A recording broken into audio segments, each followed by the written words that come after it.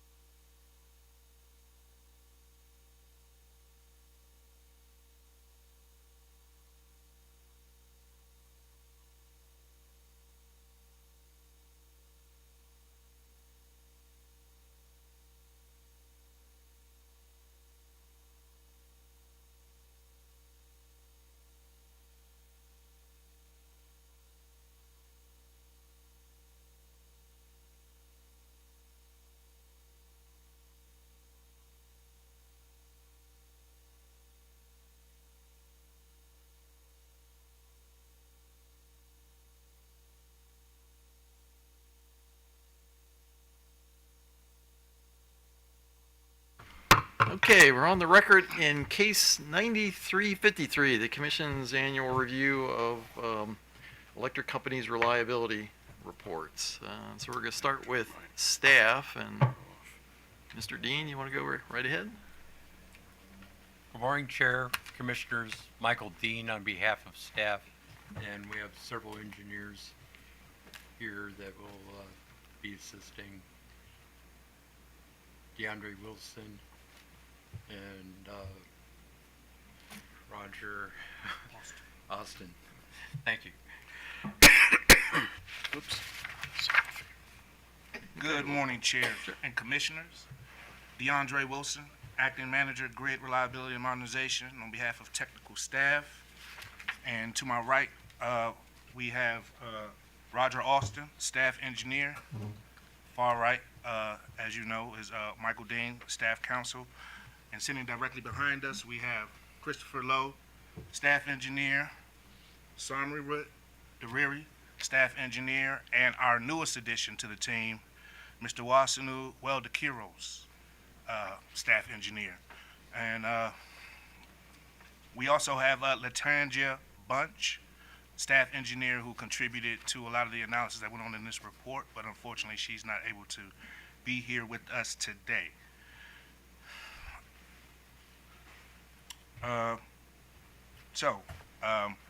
Just to begin, pursuant to COMAR 2050-12-11, on or before April 1st of each year, Baltimore Gas and Electric Company, Delmarva Power Light Company, the Potomac Edison Company, Potomac Electric Power Company, and Southern Maryland Electric Cooperative are required to file their reliability performance reports that reflect each company's year-to-year performance measured against the Commission's established benchmark standards and regulations specified in 2050-12 Reliability and Service Quality Standards, of which 2024 marks the 12th year the electric companies have filed annual reports in accordance with these regulations. On July 8, 2025, in accordance with the Commission's May 16, 2025 Notice of Hearing, staff filed its review of annual performance reports on electric service reliability. But for the purposes of today's hearing and in the matter of time, staff will be presenting on the areas of this report where the electric companies failed to meet the standard, the details of the corrective action plans provided by each of the electric companies to improve their reliability performance, and the current status of the Commission's reliability working groups. Noticeable trends that staff observed as a result of its analysis, and of course staff's conclusions and recommendations. But if there are any questions regarding any areas or topics covered in staff's report that the Commission would like to discuss, staff is more than willing to discuss those areas or topics further. So please feel free to ask any questions at any point during staff's presentation. All right. And so with that, we will proceed.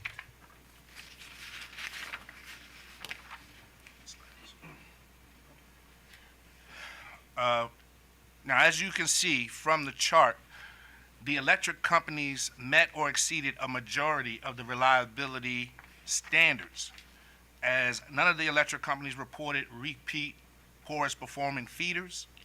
None of the electric companies reported a device that violated the multiple device activation standard. All 5 of the electric companies met the service interruption standard. All 5 of the electric companies met the down wire response standard. All 5 of the electric companies met the customer communication standard. And all 5 of the electric companies met or exceeded the minimum vegetation management requirements. As it relates to the other reliability standards, in 2024, 4 of the 5 electric companies met or exceeded their safety and SAIDI reliability targets, with the exception being Potomac Edison, as you can see on the chart in red, did not meet its 2024 safety or SAIDI reliability targets. Also, as you can see from on the chart in red, BGE, Pepco, and Delmarva reported failing to meet the periodic equipment inspection standard after discovering missed inspections for various items of electric plant equipment. Each of the companies provided a corrective action plan for their failure to meet the reliability standards, and staff will discuss those further in its presentation. Next slide. Now, this is a chart of the actual numbers that the utilities reported in regards to SAFE, SADI, and CADI. And as you can see in the red, Potomac Edison exceeded their SADI and SAFE numbers. And in regards to SAFE, the target, they missed the target by 0.2. And in regards to SADI reliability target, they missed their target by 17.3. Next slide.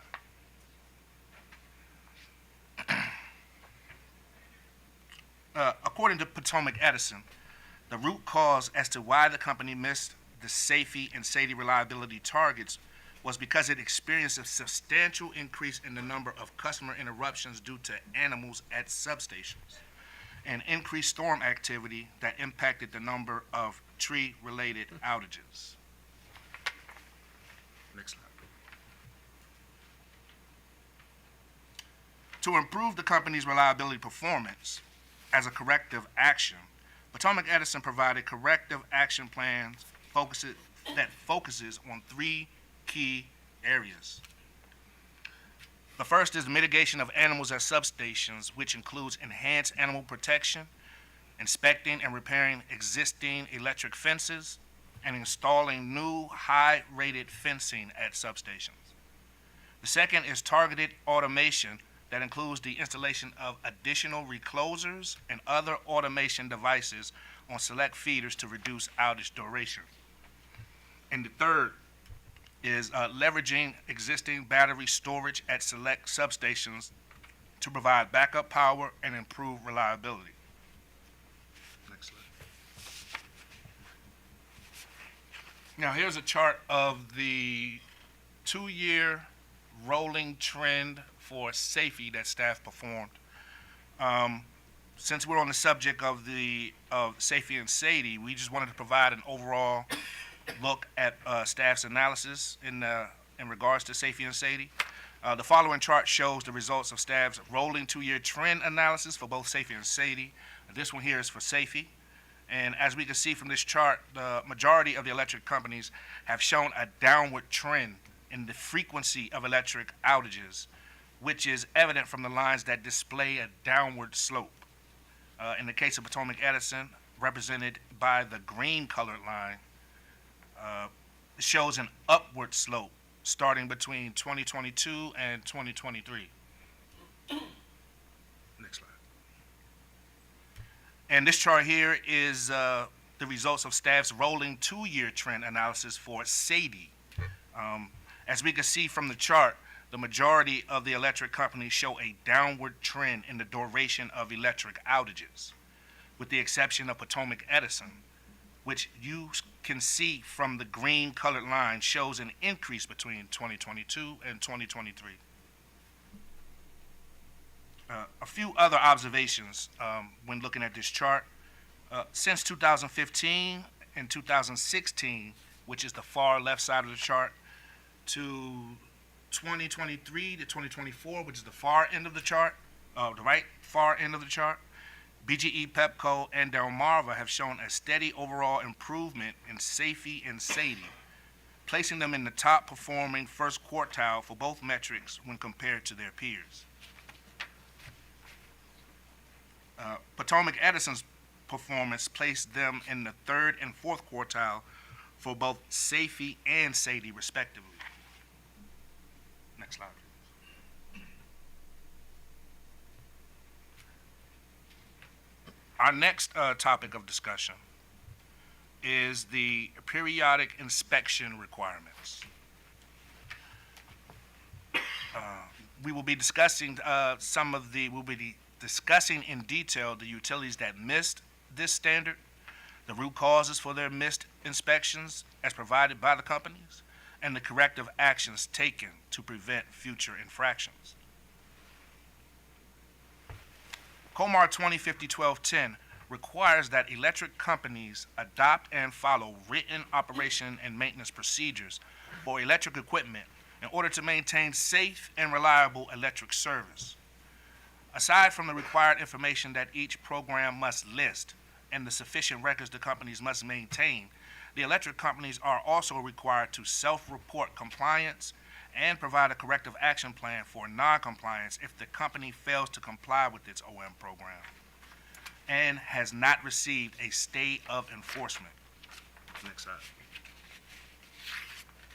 In 2024, Pepco and Delmarva both reported missing inspections due to systematic data integration failures stemming from the company's 2019 asset management system conversion.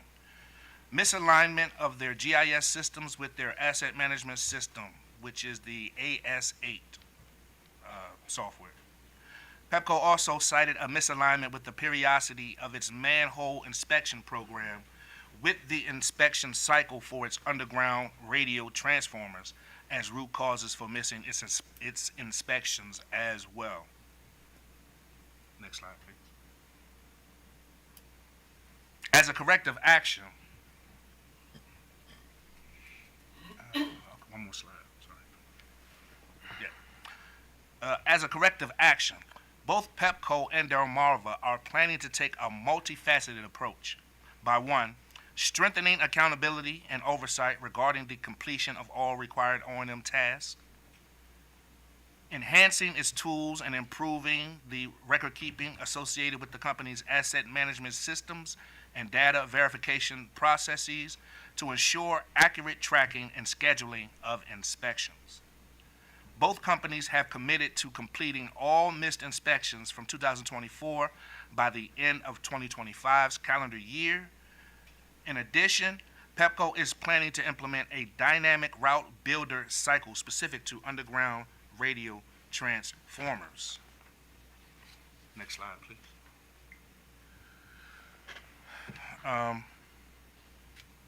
In addition to the corrective actions that Pepco and Delmarva are proposing, after further review and discussions with the utilities, staff is recommending the following amendments to their corrective action plans, as staff sees the root cause of this company's missed inspections appear to be similar to that of BGE in previous years.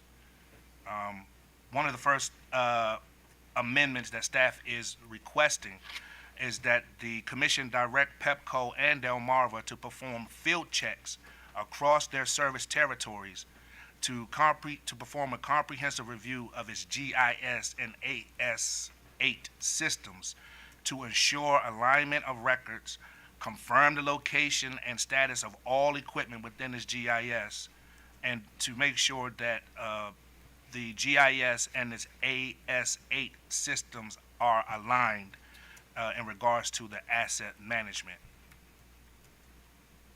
The second recommendation that we asked that the commission amend to the company's corrective action plan is to direct Pepco and Delmarva to file monthly reports to staff detailing the progress of their work down plans used to track and monitor its completion of its missed inspections.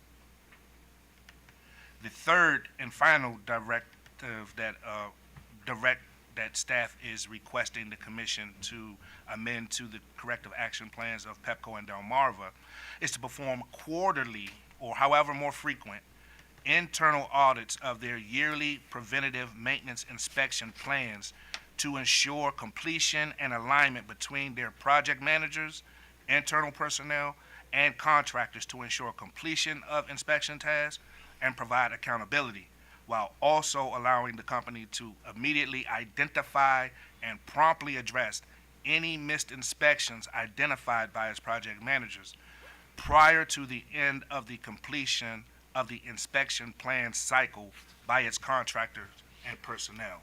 And just a little bit more detail about that.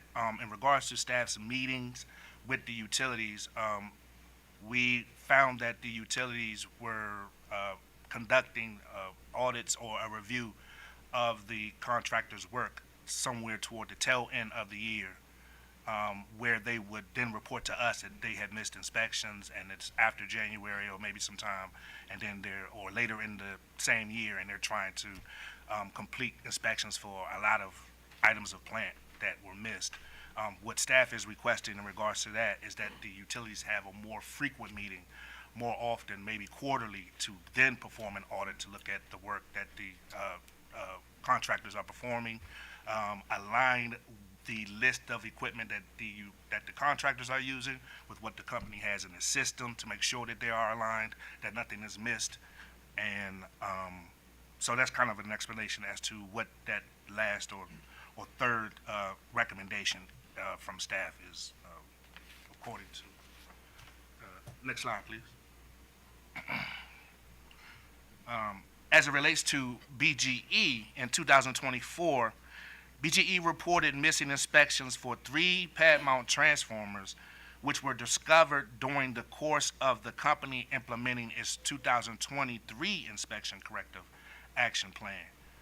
Upon discovering these missed inspections, BGE reports that the company immediately performed an inspection or completed the inspections of the pad mount transformers and found that the transformers did not require any repairs and were not the cause of any outages. BGE states that the company's failure to meet the standard was due to a manual data management process error or human error, as the 3 subsurface transformers were not correctly transferred from a master data list to the individual project manager's active work sheet. As a corrective action, BGE has proposed to perform additional cross-checks as outlined in the company's 2023 corrective action plan, and to perform expanded audits on a quarterly basis to evaluate the data quality of its work orders.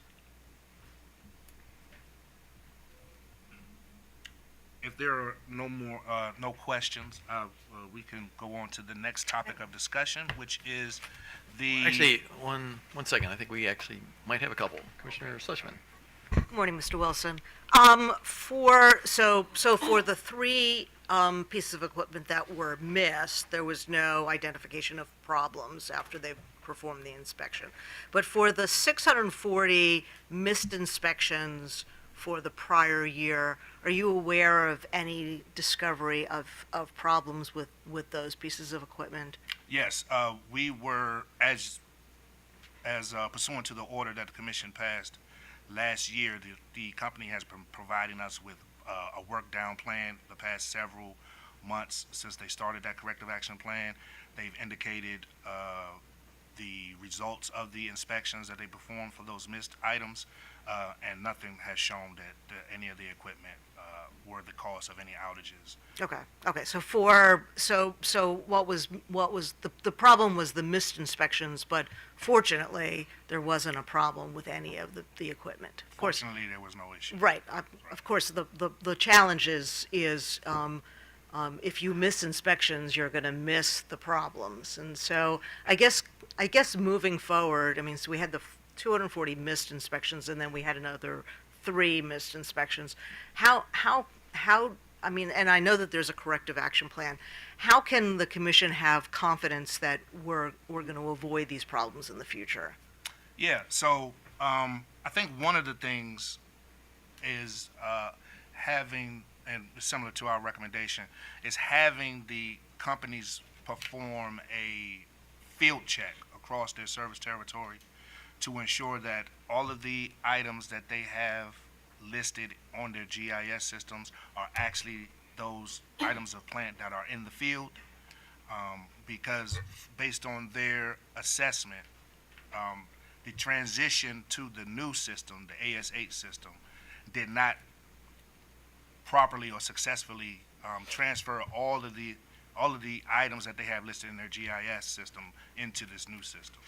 So by requesting that they do field checks, will give them an opportunity to confirm what is in the GIS system and to confirm what has been transferred over to the AS8. And do they report back to you the results of these field inspections?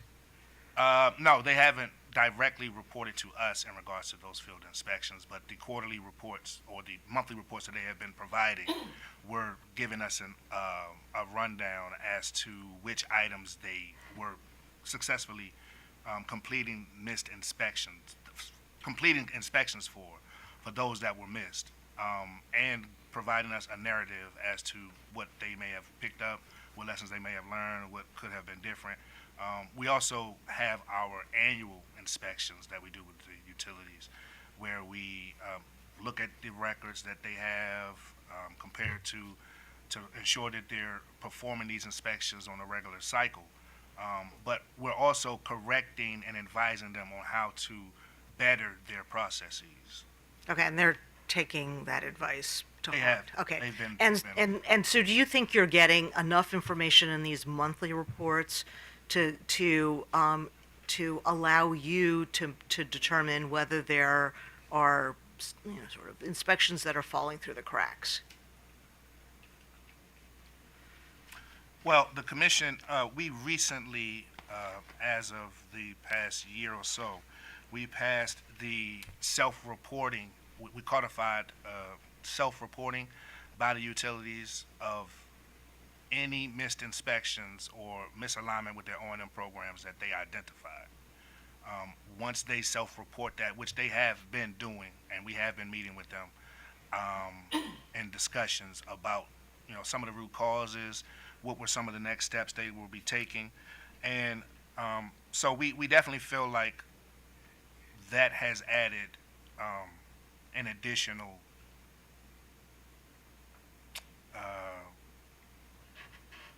avenue for us to identify, for them to identify missed inspections, and for us to address them with us so that we can discuss next steps with them.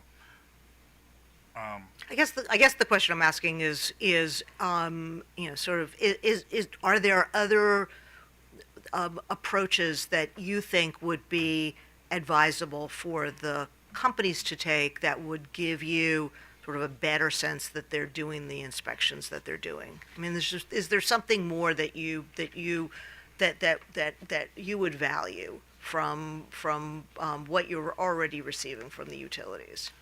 The monthly reports that they provide to us will definitely be an added benefit for us to open up conversations with the utilities, talk a little further. But Pepco, in its corrective action plan, has introduced a dynamic route building cycle for its equipment items, where this particular tool will help them manage the timeliness of maintenance inspections, efficiently route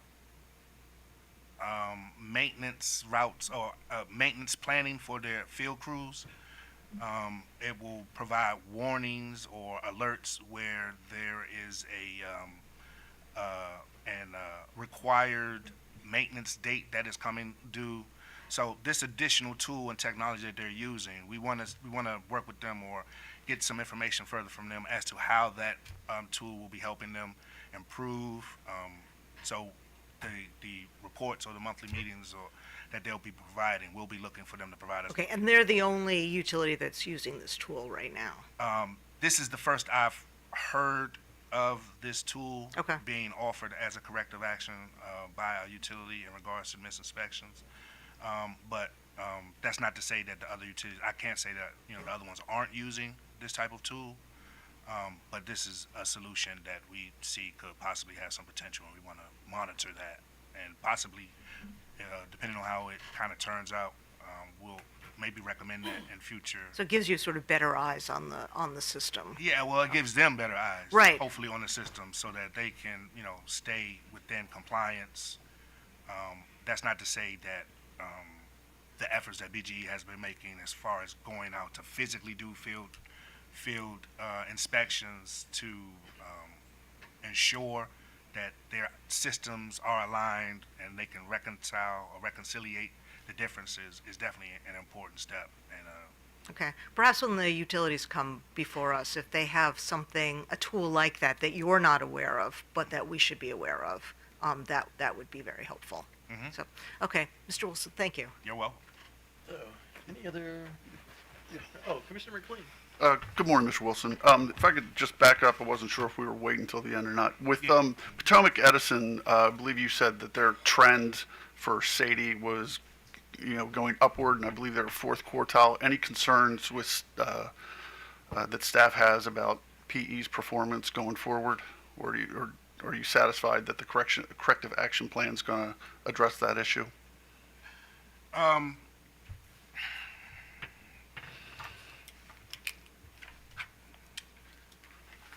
Based on the company's 2024 performance and staff's inquiry as to some of the reasons as to why we've seen an increase, the company has indicated that it, and based on staff's further analysis, that they've experienced an increase, substantial increase in the number of animal-related outages at their substations. As a matter of fact, I think when we had on the previous slide, they experienced approximately a 500% increase. Now, the utility has offered in response to our inquiry and their approach to performing a corrective action for that performance is by adding additional automation on their systems, reclosers, and other types of technology, which we think is the right approach because the company doesn't have a vast amount of DA on its system, but now offering to start incorporating this type of technology in maybe select areas or substations will definitely be a benefit, or we think is the right approach to addressing those concerns. As we can see from their previous safety numbers in the previous years, they were within the compliance the past several years. So this just may be an outlier. It may be an outlier, but we're definitely paying attention, and we're definitely going to follow them and see how corrective action plan. Okay. All right, thank you. In terms of the inspections, you said staff conducts an annual inspections of all the utilities records. Is that That's correct. correct? Okay, and you're not necessarily looking specifically for the periodic inspections and what may or may not have been missed. Is that correct? It's probably just kind of is that a broad brush? Well, it is a random inspection of the records. Utilities usually don't know which records we're choosing until maybe 60 days or so prior to our actual inspection date. In previous years, we haven't had any issues in regards to utilities displaying those records. Last year, we did have one utility discover during our selection of feeders and substations that they did not have the records for such. And so we addressed that, I believe, last year. So it's a random inspection. But during our inspections, we try to explore everything. The processes that they have in place. We've discussed just the manner in which they've kind of maintained some records and suggested some things which they have taken like to some utilities. So yeah, so annually that's our approach, to check the records, and if there's any processes that we see may need improvement or we want to recommend improvements before we do that. Sure, but most of these inspections you're only going to find if they're self-reported, correct? And that regulation was just passed last year. Is that correct? Yes. All right. In terms of the staff's proposed amendments to PHI's corrective action plans, Yes. have you informed the utility of those amendments, and if so, are they receptive to that? Yes. So what has occurred in the past, or what usually occurs, is that a utility will reach out to us once they discover any missed inspections and reach out to us to have a meeting. Staff meets with them. We discuss further as to the reasons why they missed their inspections and some solutions that they're proposing, and we might propose some. And they've been receptive to what staff has recommended to them. And in particular, this one here, they were receptive to what staff provided them with. Okay, all right. Finally, In terms of BGE, I know this is, I guess this is the second year in a row that they've had some missed inspections, I guess several hundred of them. And last year, or during last year's proceeding, I guess staff had considered the possibility of recommending civil penalties. Right. Just curious as to why you were looking or considering it last year, but in this year we have, I don't want to say the same problem, but a similar issue of why there was no civil penalties Right, so. recommended. I'm sorry. No, why didn't staff recommend any, Right. that's all. So based on the order from last year, I believe, the commission wanted us to evaluate the utilities' approach as successful completion of the corrective action plan that they provided. That included monthly reports that they provided to us, a detailed work down plan as to how many items had been, how many missed inspections had been completed, any other added information that they felt was vital to that. They have done that successfully. We've reviewed those reports. And so based on our review, their completion of that and their continued approach to accountability that we've had with them in regards to further discussions and new processes in which we want them to implement, because we did have the conversation with them, and we did express that what they've done in the past or whatever may not be sufficient enough. So we need them to have an understanding of what is the next level of accountability or approach that you all are going to take that's different than what you've done in the past. We believe they've shown that, and so at this moment, we didn't recommend a penalty, a civil penalty. The misinspection that they have now, or the 3 pad mount transformers, were what they discovered through the process of their current corrective action plan that they're working on. It wasn't anything that was outside of the work that they're already doing. So we felt like they've successfully done that, shown improvement, and at the moment, at this time, we do not recommend a civil penalty. Thank you, sir. Okay, so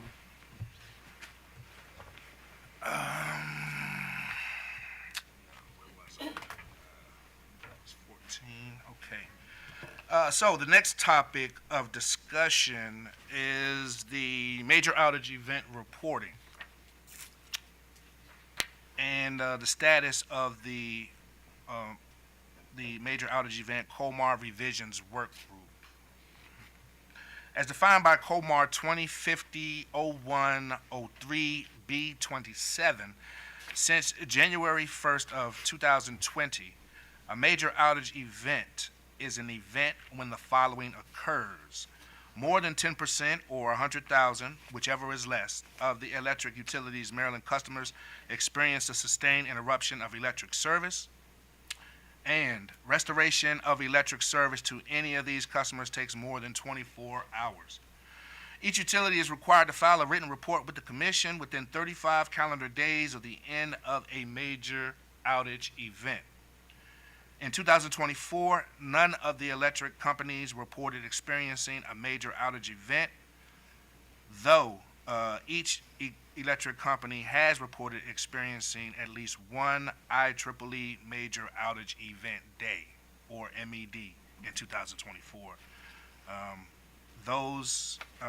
At the conclusion of last year's annual hearings, the commission issued order number 91307, directing Pepco to provide an action plan as to how it plans to address its down wire response performance and its abandoned call percentage rate in the July 28th through August 1st, 2023 MOE event, including the lessons learned. In accordance with that order, Pepco has provided its abandoned call rate and down wire response action plans to address its performance, and at this time, staff finds that plan acceptable. Next slide, please. As it pertains to the working group, on September 1st of 2023, the commission issued order number 90782, directing staff to lead a work group to propose revisions to service restoration standards, downwire performance, qualified line personnel, and customer communication standards for each major event by November 1st of 2024. On November 1st, 2024, staff filed its MOE COMAR Revisions Workgroup Final Report. Following that, on March 25th, 2025, the Commission issued Order Number 91583, directing staff to reconvene the workgroup, file a petition for rulemaking within 90 days, incorporating the Commission's directions in the order. Staff was also directed to file future MOE reports and its review publicly in the administrative docket within 90 days of filing. And also, electric companies were directed to establish and file written policies for the availability of qualified line personnel within their companies within 90 days. On June 23rd, 2025, staff filed this petition for rulemaking, and the electric companies filed their qualified line personnel policies, which are currently under review from staff. July 10th, 2025, the Commission issued notice of hearing postponement and comment extension period for Rulemaking 90 to consider these regulations or proposed regulations, which is scheduled for October 8th of 2025. So staff has fulfilled the Commission's direction in that order. Next slide, please. So lastly, in conclusion, staff concludes that 8 of the 11 performance standards were met or exceeded. PE's corrective action plan for its failure to meet the 2024 safety standards, staff finds acceptable. The caps submitted by BGE, Delmarva, and Pepco for missed periodic inspections, staff finds them to be acceptable with recommended amendments for Pepco and Delmarva's corrective action plan. BGE, Delmarva, and Pepco continue to demonstrate a first quartile reliability performance compared to their national peers. Long-term reliability trends remain positive for most utilities, despite exceeding their 3-year average SAIDI, while Pepco's recent safety and SAIDI performances have declined. BGE's underground fault detector program demonstrates net customer benefits, continues to demonstrate net customer benefits. And staff finds that Pepco has provided its abandoned call rate and down wire response action plans to address its performance in the July 28th through August 1st, 2023 major outage event. We find that to be acceptable, and they have fulfilled the Commission's request or order. Staff also has reviewed OPC's comments, and after employing OPC's methodology, staff finds that the correlation between the utility's reliability-related CapEx and the utility's reliability and resilience results is generally acceptable. Next slide, please.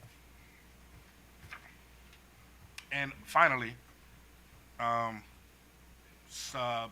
the following electric companies completed their corrective action plans for the 2023 reporting period. That includes Potomac Edison for a repeat performing feeder, an abandoned call standard, and BGE's missed O&M inspections, which we just spoke of. Also, in accordance with the Commission's order, the electric companies filed their wildfire mitigation and hurricane preparedness plans, and BGE reported in regards to the manhole and conduit events. The company has experienced 6 manhole conduit events that resulted in lid displacement, most notably the September 24th downtown event, of which staff is continuing to investigate. Next slide, please. Mr. Wilson, in terms of the hurricane and wildfire plans, is it PE has kind of followed a kind of a plan to file the plans? Is that correct? That's our understanding, yes. Okay, thanks. Next slide. So in conclusion, This here is a list of staffs are offering the following recommendations per its review of the 2024 annual reliability performance reports. Staff is recommending that the commission accept the 2024 annual reliability performance reports as filed. Staff also recommends that the commission accept PE's cap for its failure to meet the 2024 safety and SAIDI standards. Staff also recommends that the commission direct PE to provide a detailed update on its repeat PPF bidding in its next annual report. Staff also recommends that the commission accept the corrective action plans submitted by Delmarva and Pepco for missed inspections with staff's recommended amendments, and direct the utilities to provide staff with monthly progress reports. Staff also recommends that the commission accept the corrective action plan submitted by BGE for missed inspections and take no further actions on the company. And staff directs BGE to pause any additional, staff directs the commission to, recommends that the commission direct BGE, I apologize, BGE to pause additional installation of its CFCI units under the Underground Fault Detection Program until a reevaluation of program benefits is completed, accounting for the installation of additional motor-operated switchgear devices. With that completes the body of our presentation. But before we discuss the current status of the Resiliency Work Group, we're available for any questions at this point that the commission has for what we have presented so far. Okay, actually, let me start. Commissioner Linton, any questions? Commissioner Sussman? Yeah, let's talk a little bit about the underground fault detector program. So, do you have a sense of how many units have been installed?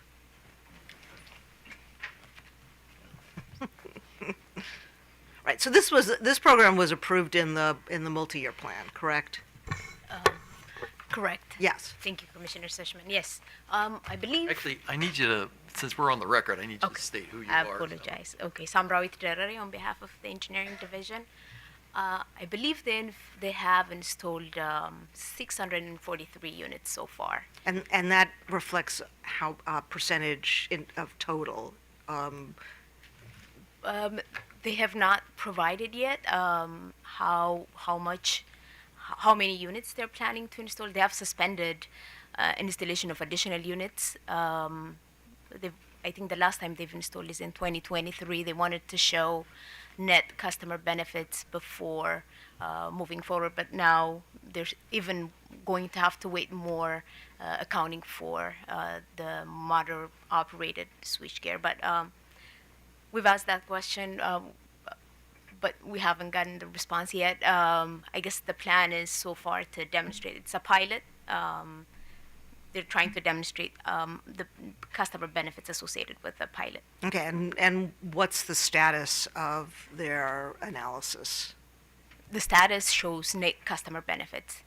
Okay, Yeah. so do you have a sense of where? I mean, they've submitted a report to staff about the benefits of the program. Correct. Okay, and then what? Do you have a sense of what the next steps are?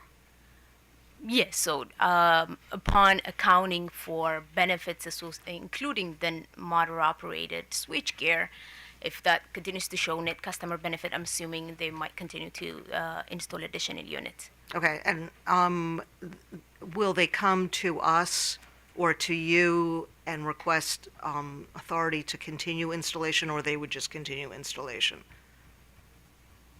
I think what we're in our recommendations here, we're requesting that the commission direct them to pause the additional installations until they have evaluated the benefits or how that will affect the benefits, the net benefits that they have gathered or calculated so far for the program. Okay, so I guess my question is, so we can direct them to pause. They're gonna make a determination about net benefits.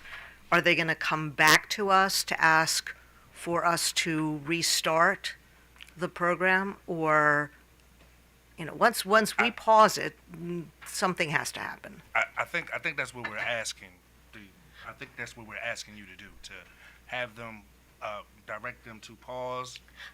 So, so my understanding is they're going to evaluate the program, the benefits, including the MOS device, and if that continues to show net benefits, I'm assuming they would continue to implement the project. That would be something that we would continue to monitor in the rate case filing it was originally included in. So that's my understanding so far.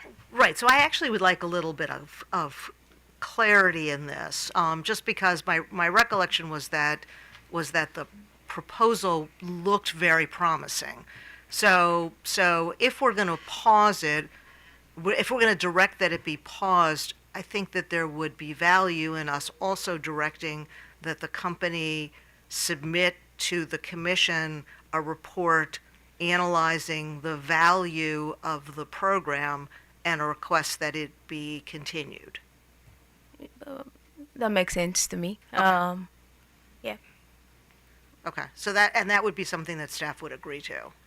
absolutely. Okay. A report.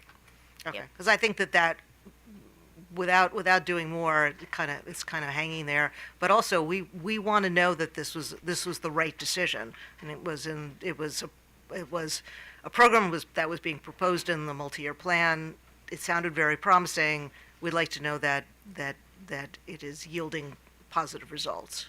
Correct. So I think it's, that's the kind of assessment that we want to see in the rate cases. Obviously, the rate case is a different case, but showing, programs showing net customer benefits, it's something that we would like to see. So to the extent that the commission directs the company to file additional benefits associated with the new device, I think that would be something staff Okay, I guess the one other question is, when they're demonstrating net benefits, are they going to be arguing prudency?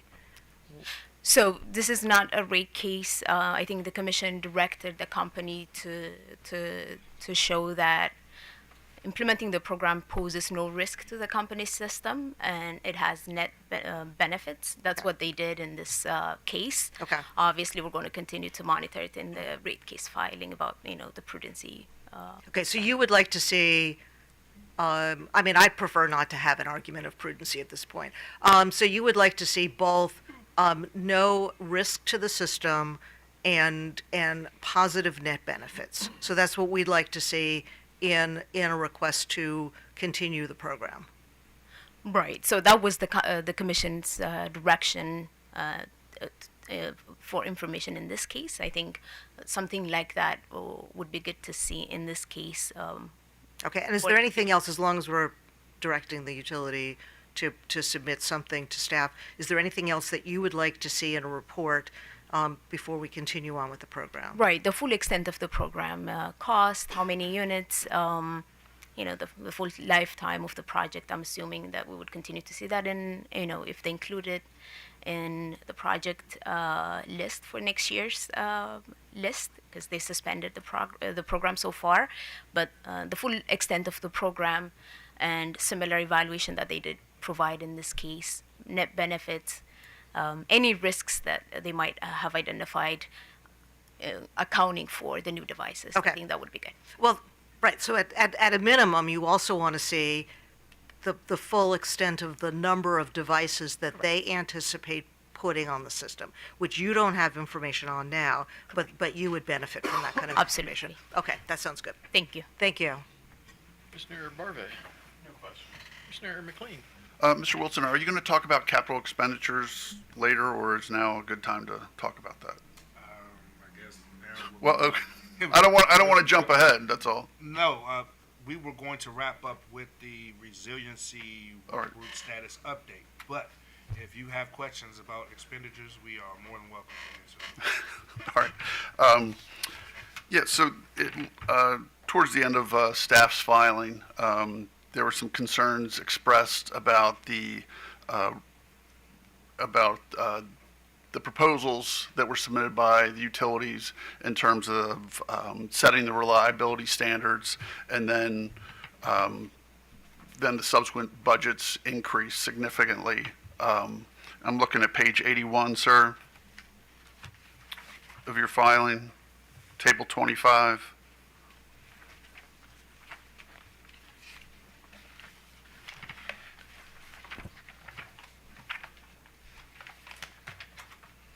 And just for example, BGE, I guess, when the reliability standards were set, their capital expenditure proposal was 147 million. Am I reading that correctly, sir? You said Pepco? No, I said BGE, sir. I'm just picking on them just because they're alphabetically first. You're talking about capital expenditures? Yes, sir. 147, yes. Yeah, and that's when the reliability standards were set, correct? Yes, But then with their budget, it jumped to 196 million. yes. All right, and there's, I guess, a similar trend in the out years, and staff had expressed concern with that, as well as with some of the other utilities, and same with the O&M expenditures. I know staff obviously is concerned with that. Does staff have a recommendation on that, on how to address these discrepancies, or is this something that you addressed with the utilities during the discovery process, sir? We did inquire further as to the reasons for the cost increases. The company indicated that it was due to storm-related investments. So that's where that's what they provided as to the reason for some of the over costs. Well, even like the differences in the budgets. Right. Oh, And we have Mr. Austin here to Okay. speak a little further about that. Yeah, good morning, Roger Austin. Yeah, so as far as a recommendation, I mean, it would really be up to the commission to determine, how to handle this issue. Do you want to cap the company's budgets going forward? I mean, we really don't. It would really be up to you. We, in rate cases, we would evaluate the projects, the expenditures project by project, and make our recommendations. But in this case,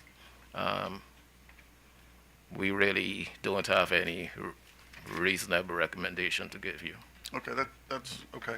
In the top part of the chart, that's the budget that is submitted by the utilities to say this is what we need to meet the reliability standards. Is that correct? That's correct. Okay, when they're set. All right. And there was a couple of utilities in a couple of years. They were relatively close. I believe you called it a reasonable variance.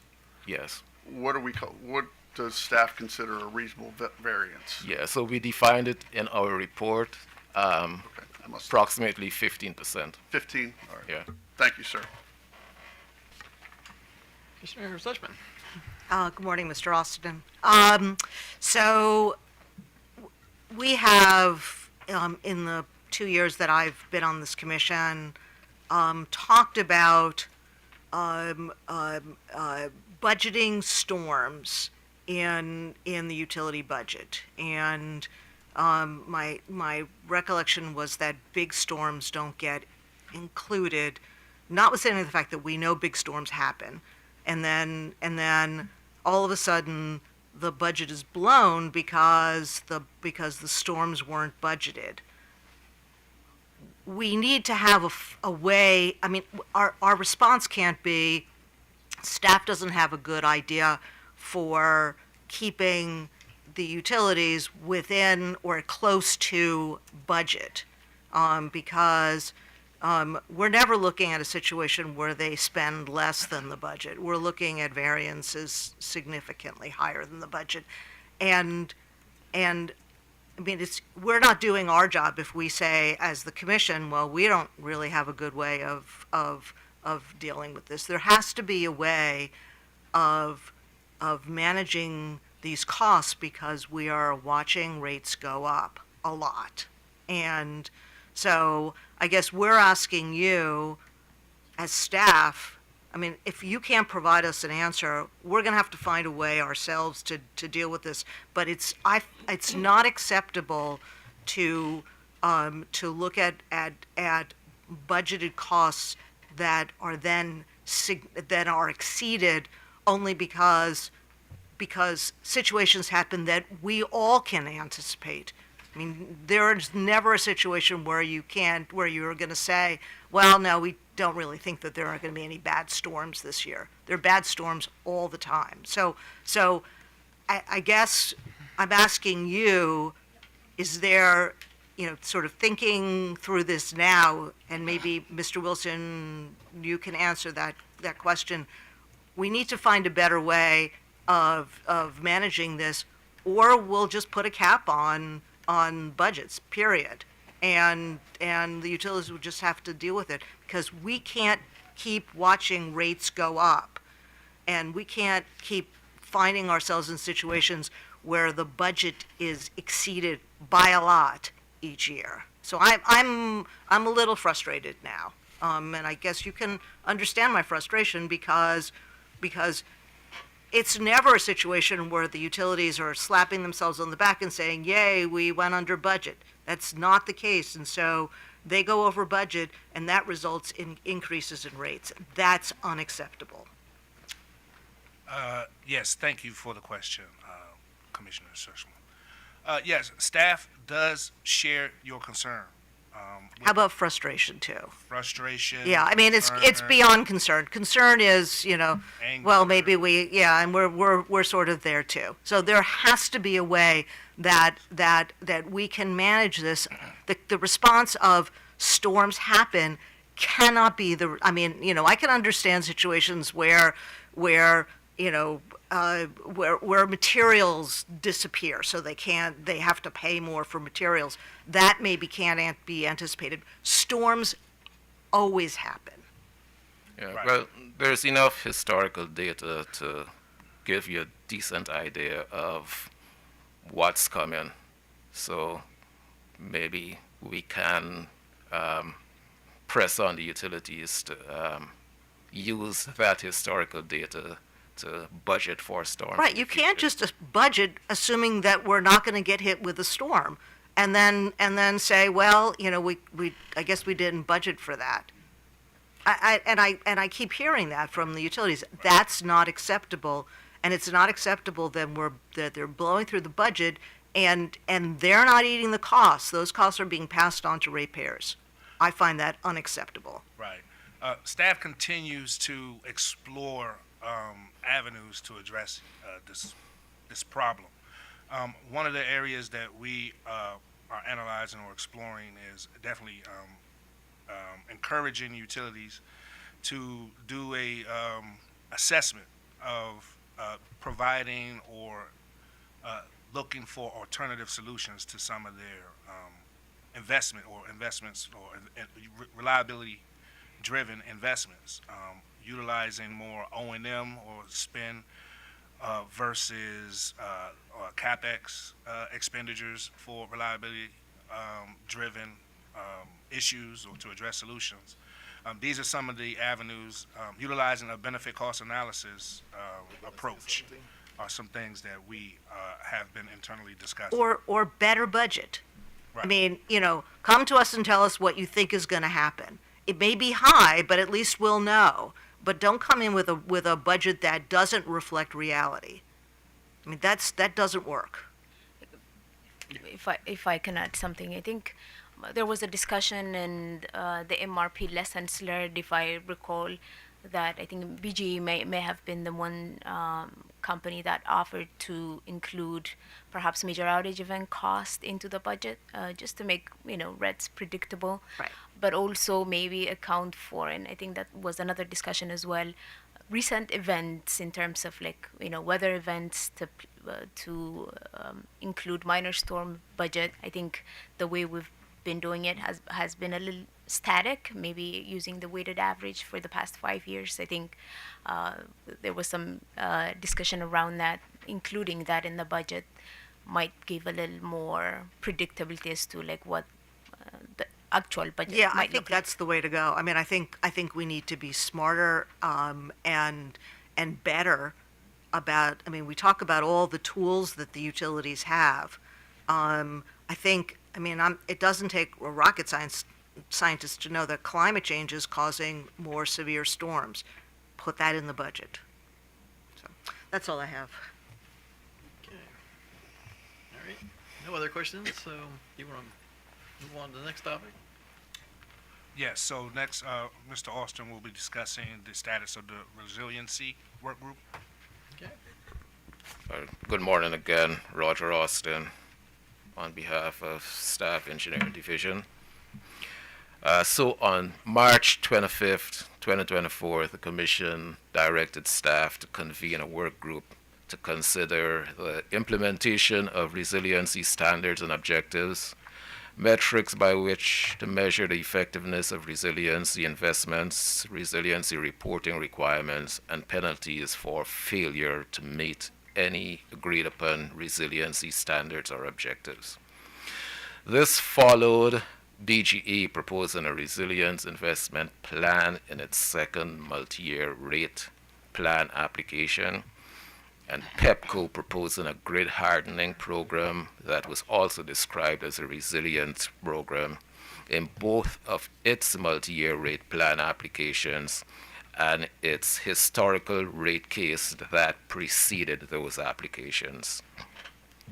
In all of these cases, interveners recommended that the Commission disallow these proposals, and in the case of Pepco's historical rate case, there were already actual expenditures which staff recommended disallowing.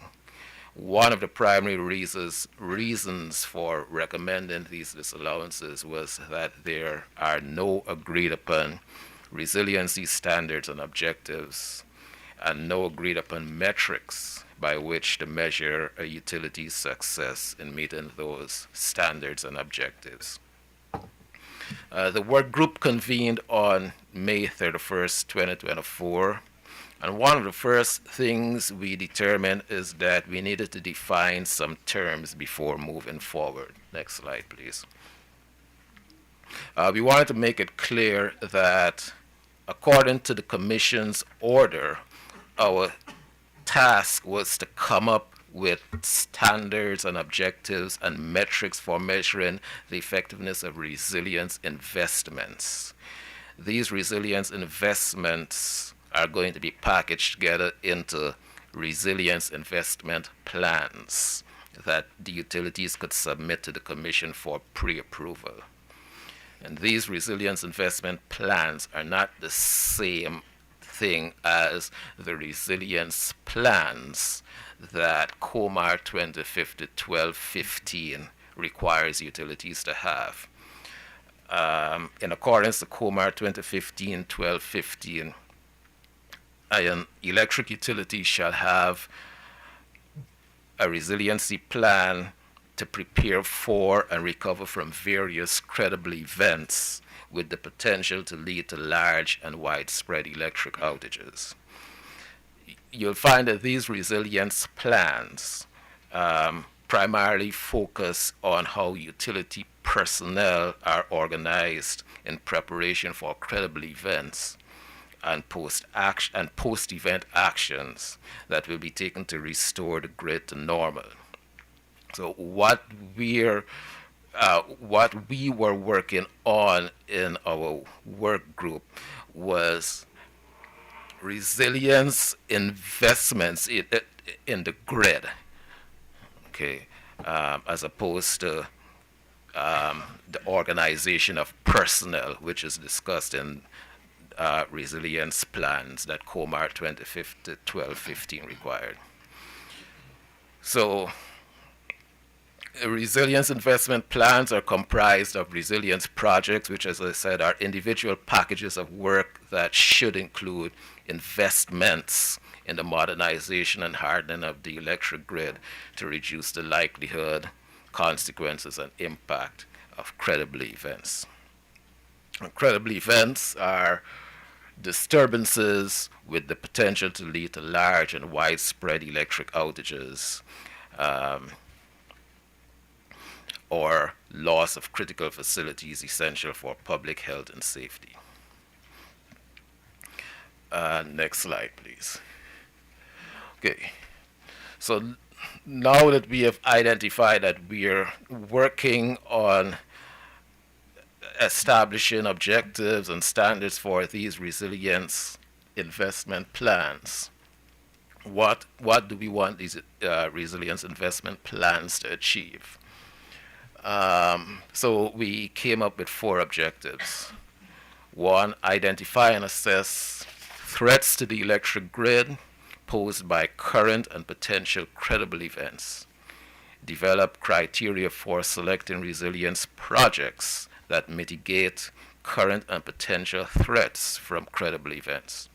Proactively and cost-effectively invest in the modernization and hardening of the electric grid to reduce the impact to customers from outages and the amount of time needed to restore outages caused by credible events, and develop a transparent and stakeholder-engaged resilience planning process that evaluates effectiveness of past investments to inform future resilience plans. So what are the standards to achieve those objectives? Next slide, please. So,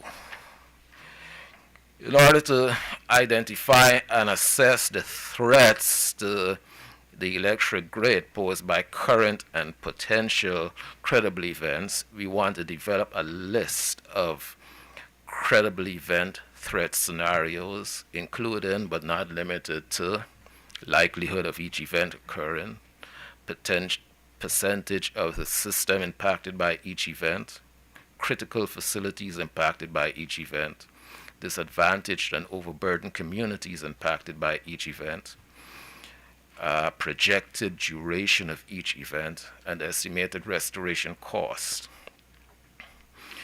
How do we go about developing criteria for selecting resilience projects that mitigate the current and potential threats from credible events? Well, we need to perform what's known as a vulnerability analysis. That would entail identifying areas on the grid with high exposure to one or more credible events with the potential to lead to large and widespread electric outages or loss of critical facilities. And then from there, we can move on to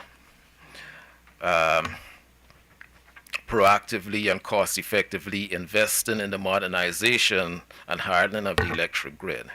So we would then present a list of potential solutions with a business case justification for selected resilience investments or solutions. And the value of each selected solution could be demonstrated via benefit cost or cost effectiveness analysis.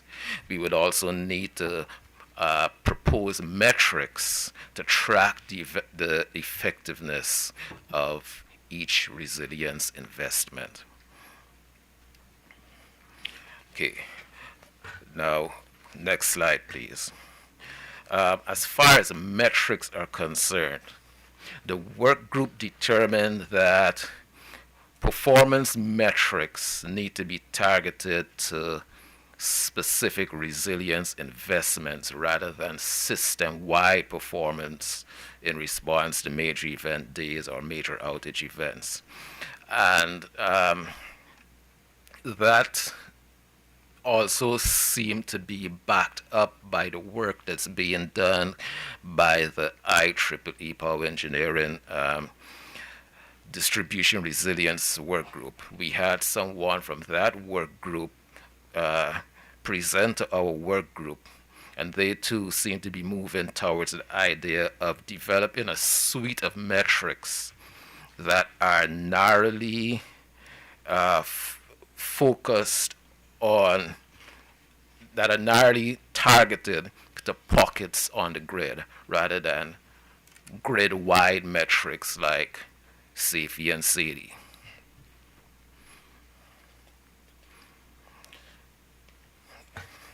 Next slide, please.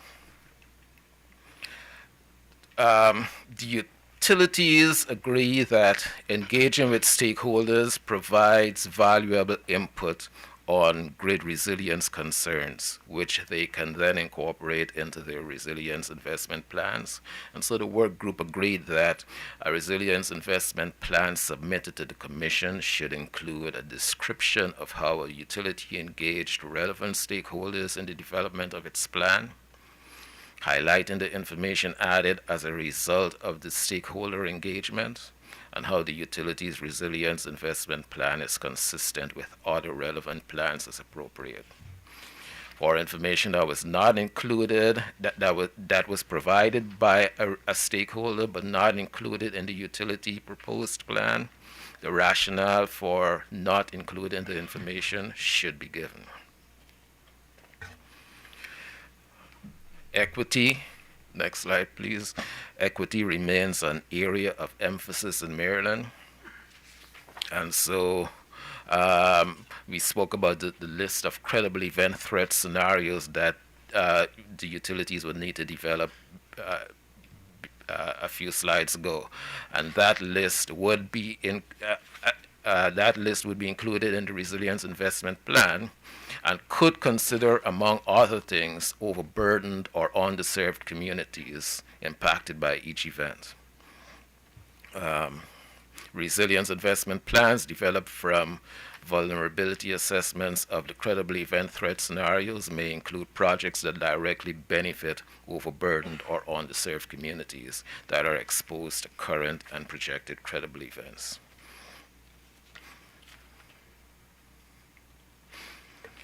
Next slide, please. Okay. The work group came up with minimum filing and reporting requirements, and the details of those requirements are included in the report, but in our second report. But we've worked to establish protocols that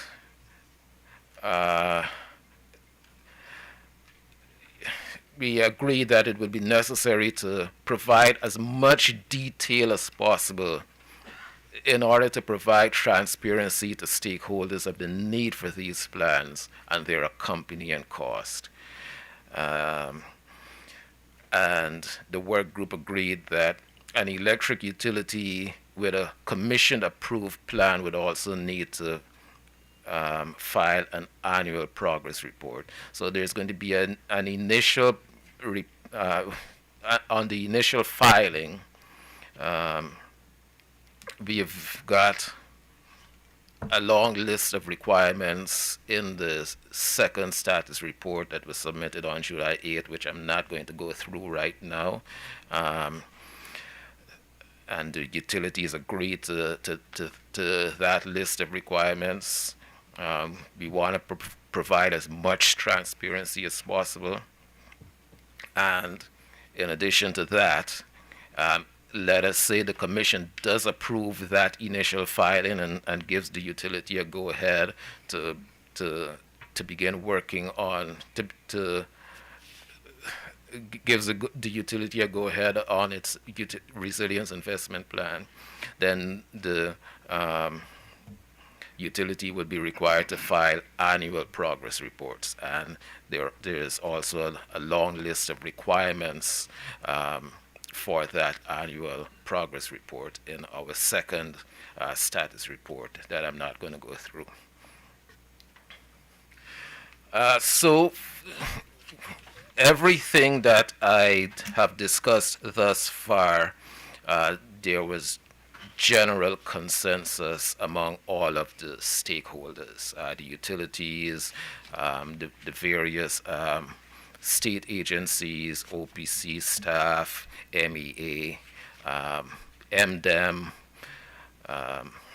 though they were not very active in the group for the last few months. But so everything I've discussed previously, we were consensus items. The next few items, there has been some non-consensus. So in talking about the initial filing and cost recovery. So the joint utilities, that's all the utilities, support filing a resilience investment plan as part of a base rate case or as a separate filing. The cost recovery method could include, but is not limited to, recovery in a traditional historic rate case,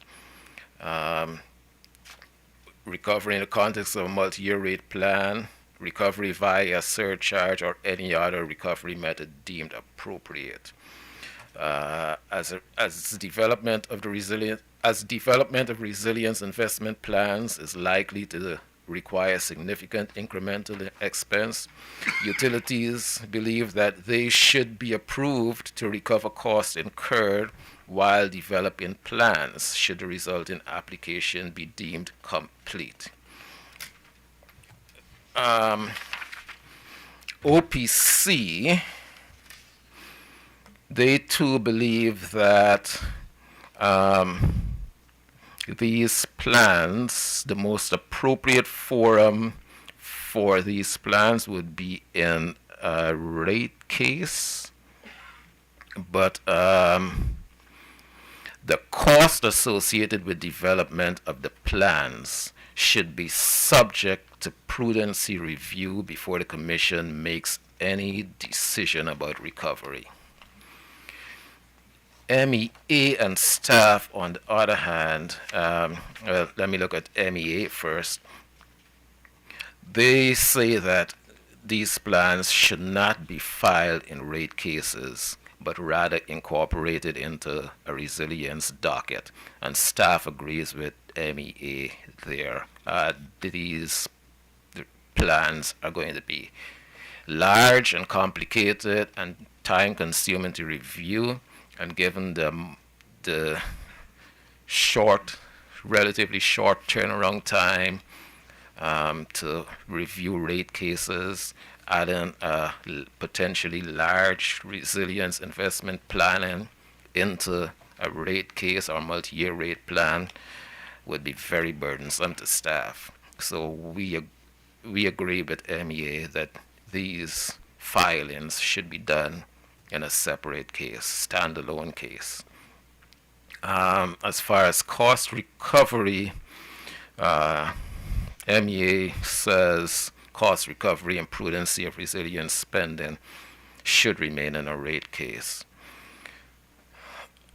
MEA didn't say anything on the development of the plans. Staff, however, believes that if a utility files a resilience investment plan that satisfies the minimum filing requirements, it should be allowed to recover the costs that may have been prudently incurred to develop the plan. And that's primarily because developing the plan itself is a costly undertaking. It requires the utilities to hire consultants and to help develop the plan, and it can be a costly undertaking. The final area of non-consensus was on penalties. Obviously, the utilities do not support penalties, and they do not support penalties for various reasons, which I'm not going to repeat here. Staff also agrees with the utility and MEA to some extent, given the nascent and untested nature of electric distribution system resilience metrics. At least staff is saying they should be used as a lesson learning tool for the moment. MEA also agrees that it's premature at this time, but may be appropriate as resilience metrics mature. But they agree that SMECO in particular should not be faced with penalties, SMECO being a cooperative. OPC, on the other hand, contends that penalties may be appropriate if the Commission approval of a utilities resilience investment plan makes it a mandatory plan, and if a utility failed to achieve goals in that now mandatory plan. So staff believes, the work group believes that we have addressed all of the issues that the Commission directed us to address when it issued its March 25th, 2024 order.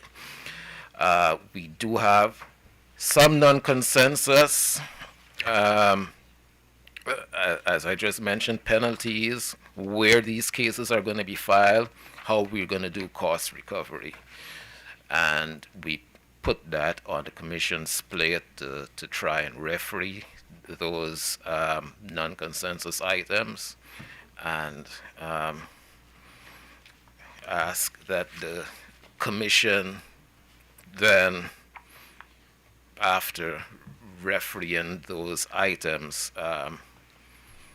order us to begin drafting resilience regulations. And that's it. Mr. Austin, the Yes, sir. significant incremental expenses associated with developing these plans, was an estimated figure provided in the work group as to what it may cost just to develop the plan? No. I did mention that there was a discussion, and I said it's in the hundreds of thousands, and someone said it's more than that. Thank you. Commissioner Barbe, any question? No. Commissioner Schlesman? Just one question.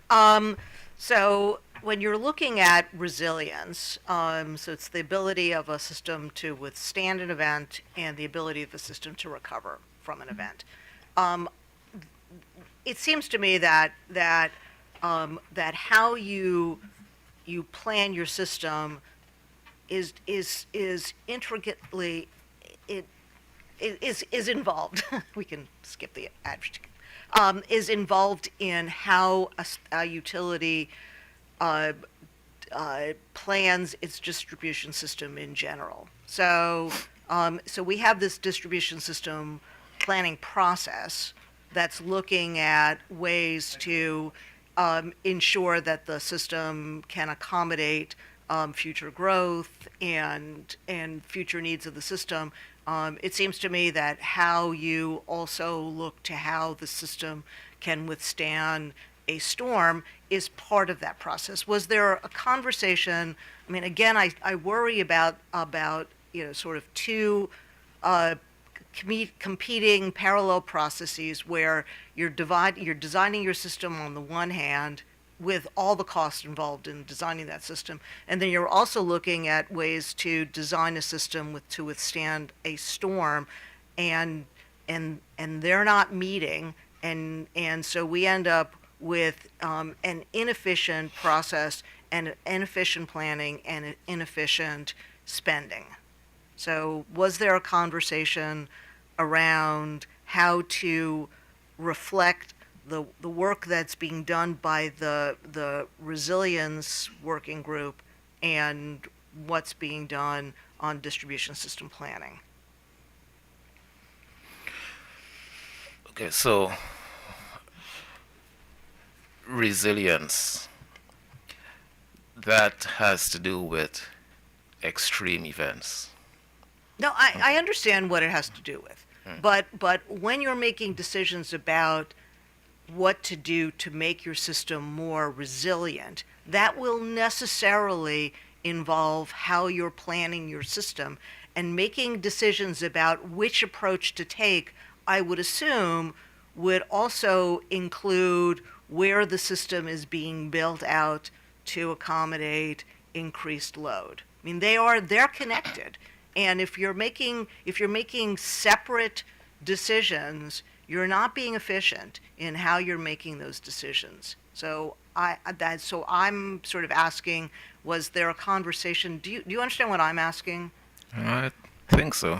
Okay, I mean, if you want to harden a particular set of poles, you may decide that you want to put them in another place because you're going to need more distribution system to accommodate a new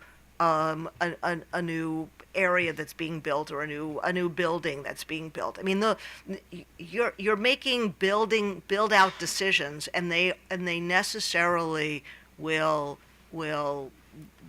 affect the other. I mean, you're not making resilience decisions in a vacuum. And if we are making resilience decisions in a vacuum, then we may end up making inefficient decisions.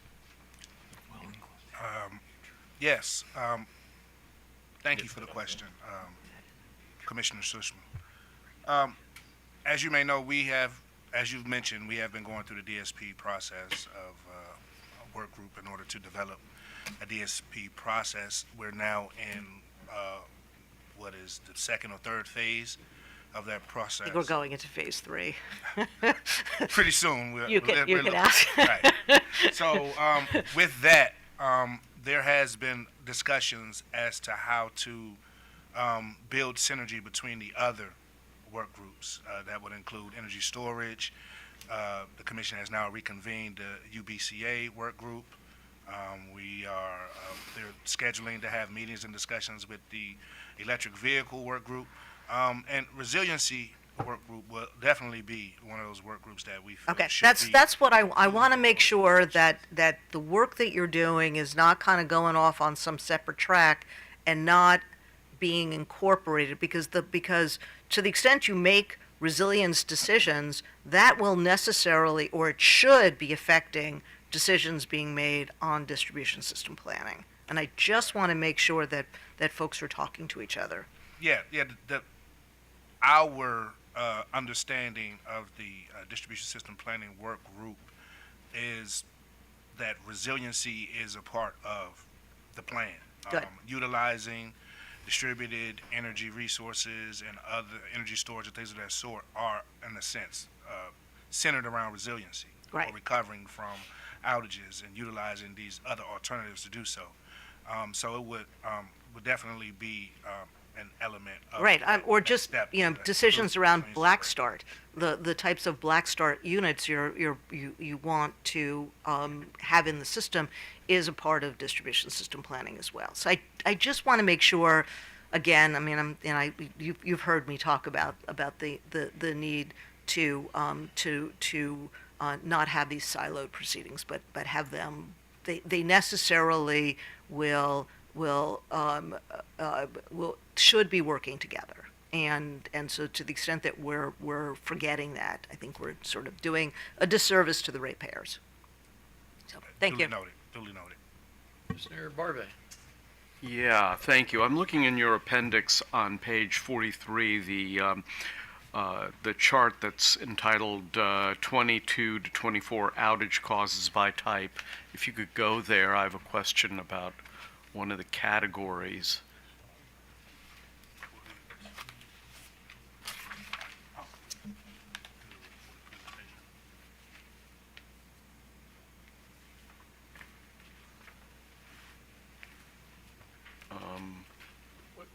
Page 43 of the report. I'm looking at the, no, I'm looking at the slides. It's a bar graph. Yeah, I think that's it. it's- That's it. Okay. So remind me what unplanned plan, the top one is unplanned planned. Just remind me what that means. Yes, and my staff can correct me if I'm wrong, but planned, unplanned, planned means there was an outage, Mm-hmm. and in order to fully restore the customers that experienced that outage, the company would then have to plan an outage in order to make whether there's an Okay. installation of equipment or things of that sort in order to restore the entire system or all the customers. Okay, I understand. Is that correct? You're correct. Okay, and the other question, since we're on this category of outage causes, you stated earlier in your testimony that PE had a 5x increase in animal cause-related problems. Did I hear? Am I Yes, remembering that? Yes, 500% increase based on our analysis. Yeah. Could that be explained by them just doing a better job of not categorizing things as unknown? Because I noticed here that unknowns are still a very large number, but less large than in previous reports. Could that explain or is that something I should just ask PE about when they get That's up here? probably something you could probably ask PE about. I guess they're on notice now. Gotcha. Okay, thank you, Mr. Chairman. Commissioner Litton. Thank you, Mr. Chairman. Good morning. Morning. I had a question about staff's position regarding the separation of the review for resilience investment plans. You're proposing that we separate the plan review from the prudency and cost review. I don't have an opinion on whether that's good or not good. I'm just trying to make sure I understand your position. You said in your comments earlier that it was more difficult for staff to review them as part of a rate case as opposed to separate. And I'd Correct. just like to understand what the reason is for that. Yes, so you were not here, I don't believe, when BGE submitted their resilience investment plan in case 9692. That was a very large plan, $109 million, like 100 and something projects, individual projects, that staff would have had to review within a rate case that already has a couple of hundred projects itself. So adding this huge investment with a huge number of projects, that was a little bit burdensome. And so we want to avoid that in the future. Okay. So, And you've got to do that review in what, that was like a- 3 months? that was a question I was about to ask. Is there's clearly time limitations in rate cases that Right. you wouldn't have in the resiliency. So is that what the problem was? Yes. Okay. All right. Thank you. Thank you, Mr. Chairman. Commissioner Sushman. Okay, so I'd like to follow up on Commissioner Linton's question.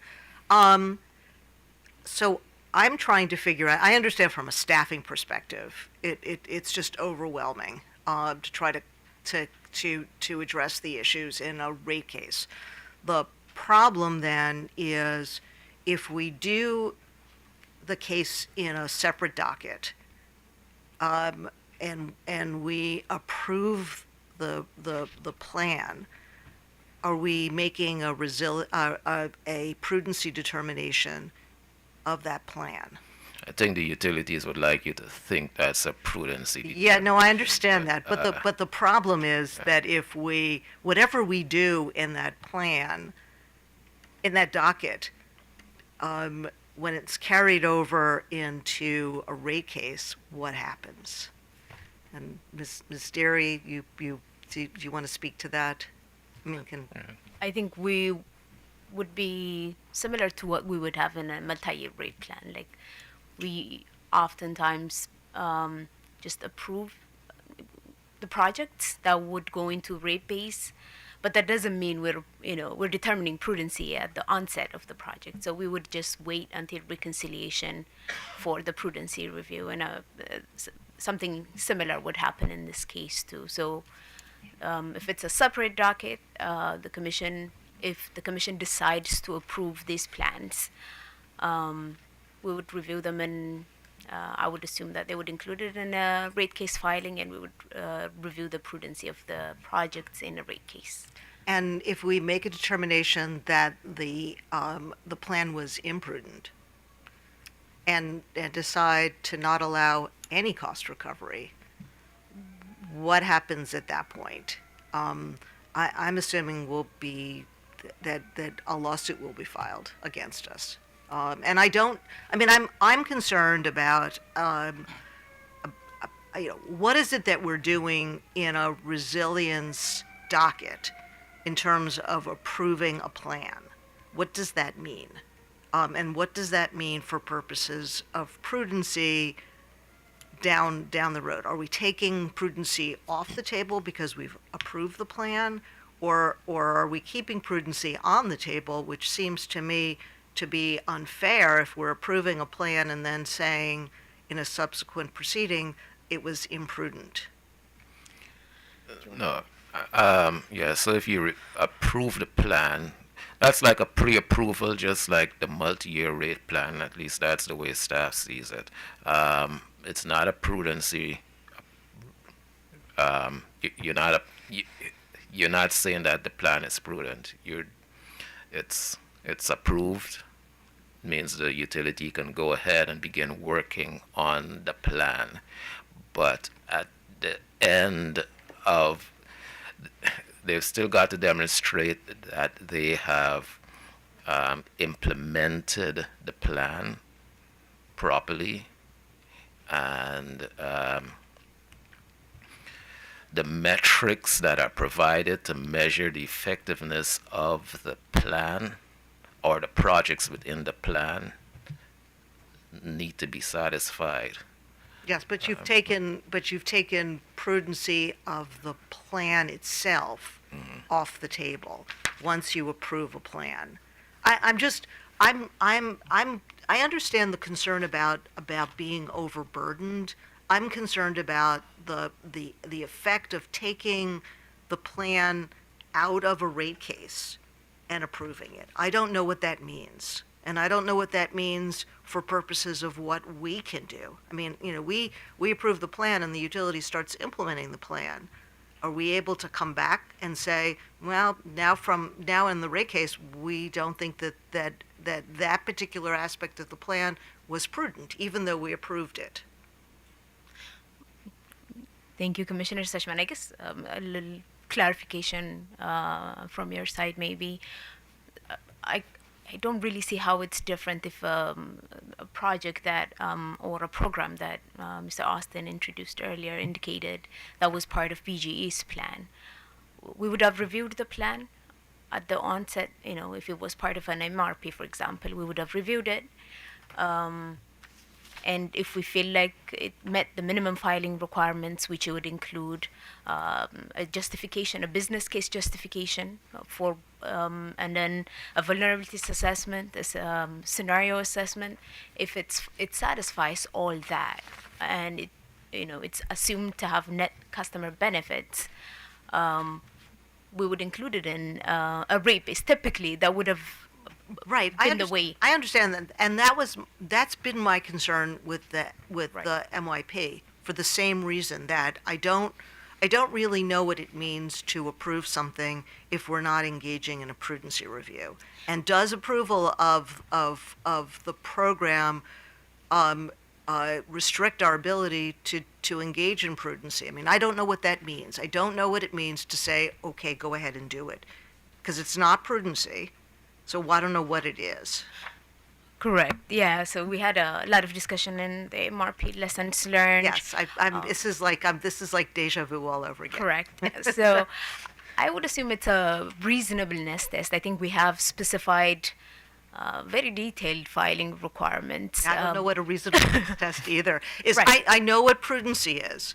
I don't know what the rest of it is. And Right. and I feel like taking it out of a rate case and putting it into a separate proceeding just muddies the water, makes it much harder for us to engage in prudency review. I mean, maybe we can have another way in which you have the time to review a resiliency plan, but it just seems to me that you take it out of the rate case and it just makes it harder for us to know what it is we're approving.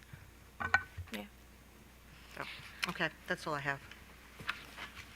Okay, so there was a number of mentions in your proposal about disadvantaged and overburdened communities. So how are you going to determine what was or what is a disadvantaged or overburdened community?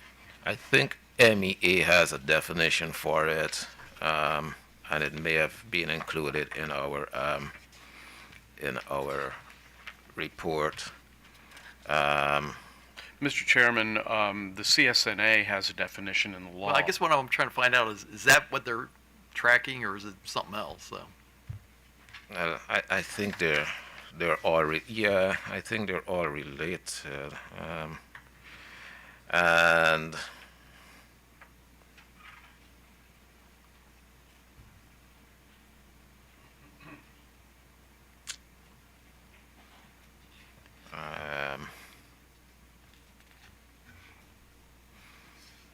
but I do recall us discussing that, and there is a statewide definition for overburdened and underserved communities.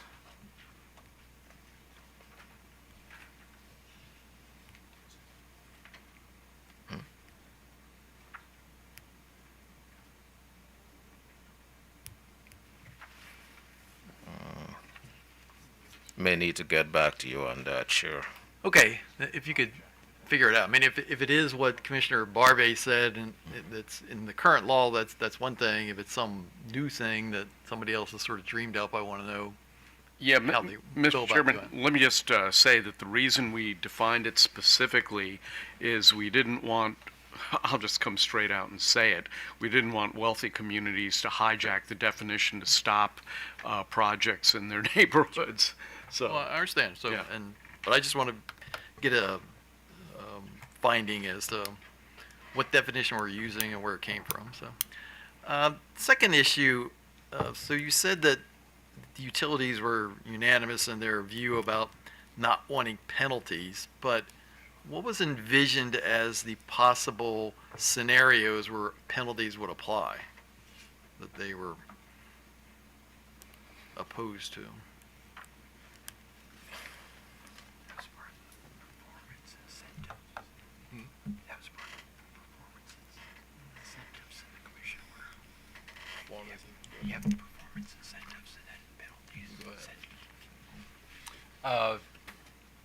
Your Honor, Michael Dean on behalf of staff. I believe that came from the commission's order to consider incentives and then on the other hand, penalties. Okay, so I see there was discussion about, the view of penalties and who doesn't like them and who liked them. Was there any discussion about incentives, or was that No. to be determined? So, No. Okay.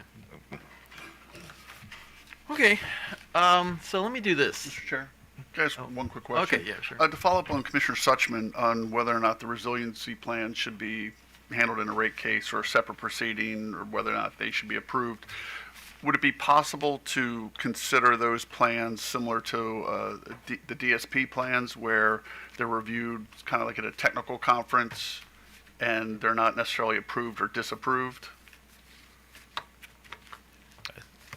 before they're actually implemented? That sounds reasonable. Well, it just may avoid the concerns with prudency, that's all. But just a thought. Okay. All right, so the The next group on the schedule is the Exelon Utilities, but given the fact that it's 10 at 12, and I don't think we can do them in 10 minutes, why don't we take a break and you want half an hour, hour? For lunch? Yeah. No, let's just go to 12. What's it? I just take a 10-minute break. Yeah. Do you want to eat now? No, yeah, I was going to break for lunch now. Yeah, okay. So you want half hour? Or? Sure. Yeah. All right, so we'll come back at 12:30. That'll give us like 40 minutes. So, all right. And with that, we're adjourned. Thank you.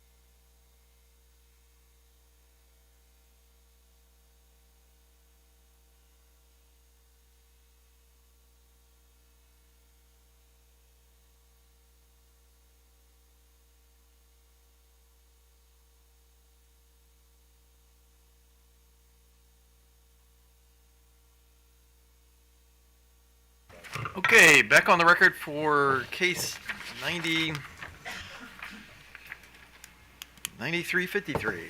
And with that, we have the panel now from Exelon, BG&E, and PHI. So whoever wants to start. We'll go first. Good morning, Commissioners. Beverly Sikora on behalf of BG. I also have Michael Butts, a Director of Engineering, who will be doing most of the speaking today, hopefully. So with that, I will turn it over to Mr. Butts. All right, good morning, Commissioners.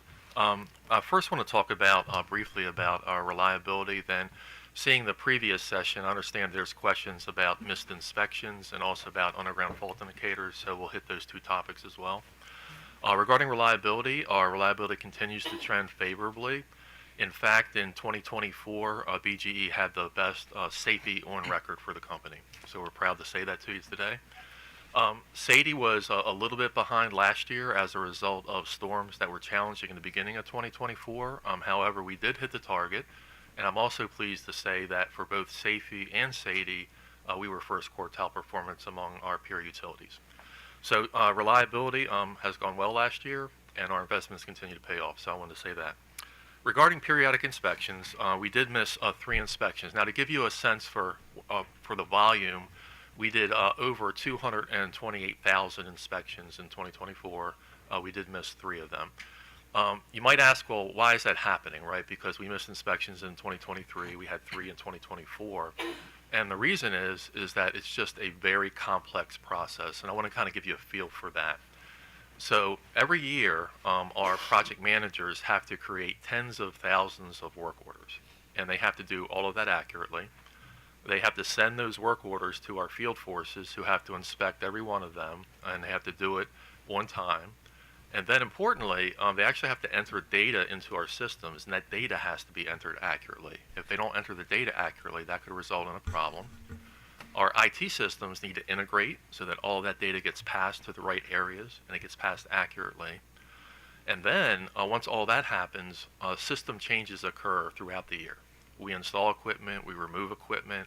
All of those processes have to work well, so that when a piece of equipment gets installed, shows up on our record so that we know we have to inspect it, and likewise, if it's removed, we know we don't have to inspect it. An error in any of those processes along the way, and we're talking tens of thousands of work orders, can result in a missed inspection. So what happens is that there are errors that happen. So what we have to do is be able to catch the errors. So back in 2023, we did have error catching processes in place, but what we found, because we identified misinspections, is that they weren't good enough. They were too high a level. We needed to dive down deeply into the processes, put into more error checking into our processes, and that's exactly what we did.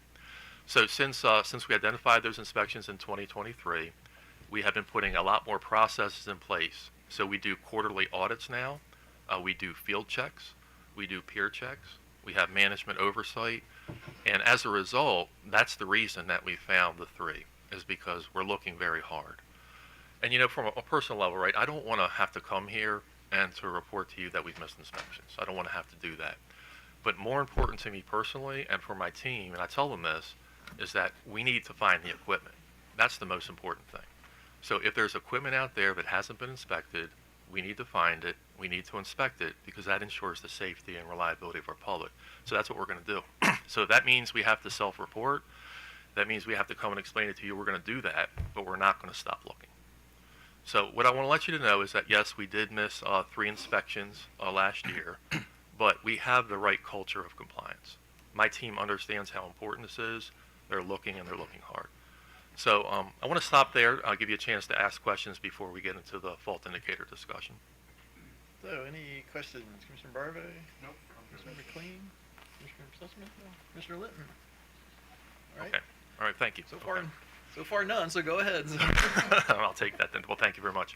For the fault indicator discussion, Ms. Bev Sikor, she's going to open it up, and then I'll provide some comments after that. All right, I just want to kind of go back a few years. It was actually in our first MYP case that we filed in 2020 that staff came across this particular project and had a bunch of questions about it. We answered them, but staff was concerned. They felt, this was a new and novel technology that we were implementing.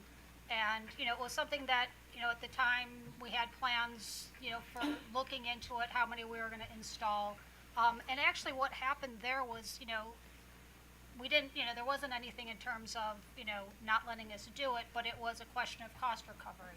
So what has happened is all the costs of this project have been held up in a regulatory asset. And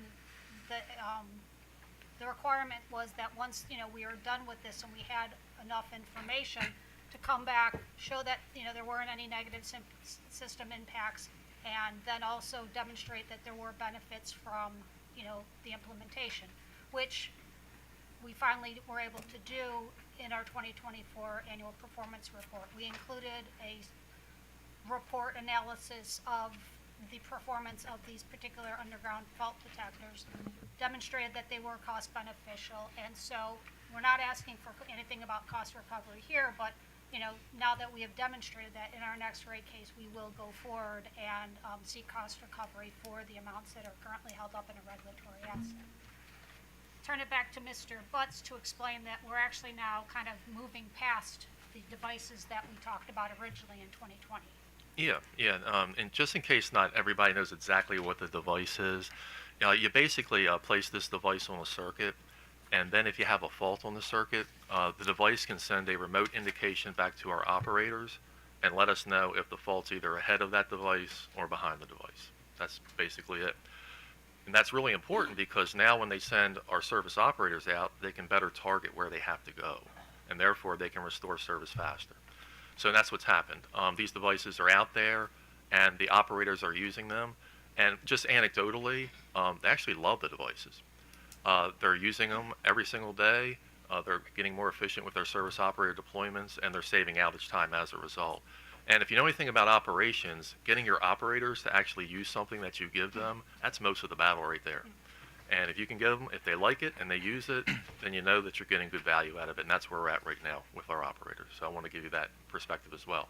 Now, there was a question asked earlier, are we going to expand this? And the answer is no. We do not have any plans to expand it, and it's not because they don't work as advertised. The reason is that we have what we believe is a better technology now that's just come on board since we installed the fault indicators. And in the filing, it's referred to as MOS, or motor operated switches. It's a way of providing remote indication on existing switch gear that are on our system. These are switching devices on our circuits. We can put remote indication on them. We can get the same functionality as we get out of the fault indicators that we installed previously, plus we can remotely operate these switches in addition to getting that functionality. So we feel the new technology is even better than the fault indicators, and we're moving to that instead. So we have no plans of expanding the system as it currently stands. So I want to let you know that, and again, I'd open it up to any questions. Are the costs for the new technology similar, more? It's actually more, Okay. but the functionality allows us to actually prevent outages, not just give us an indication, but it can quickly switch around a fault and get people restored. So if you're familiar with the term distribution automation, the automation of circuits, it allows us to do that on our underground circuits. Commissioner Linton, any questions? Commissioner Suchman.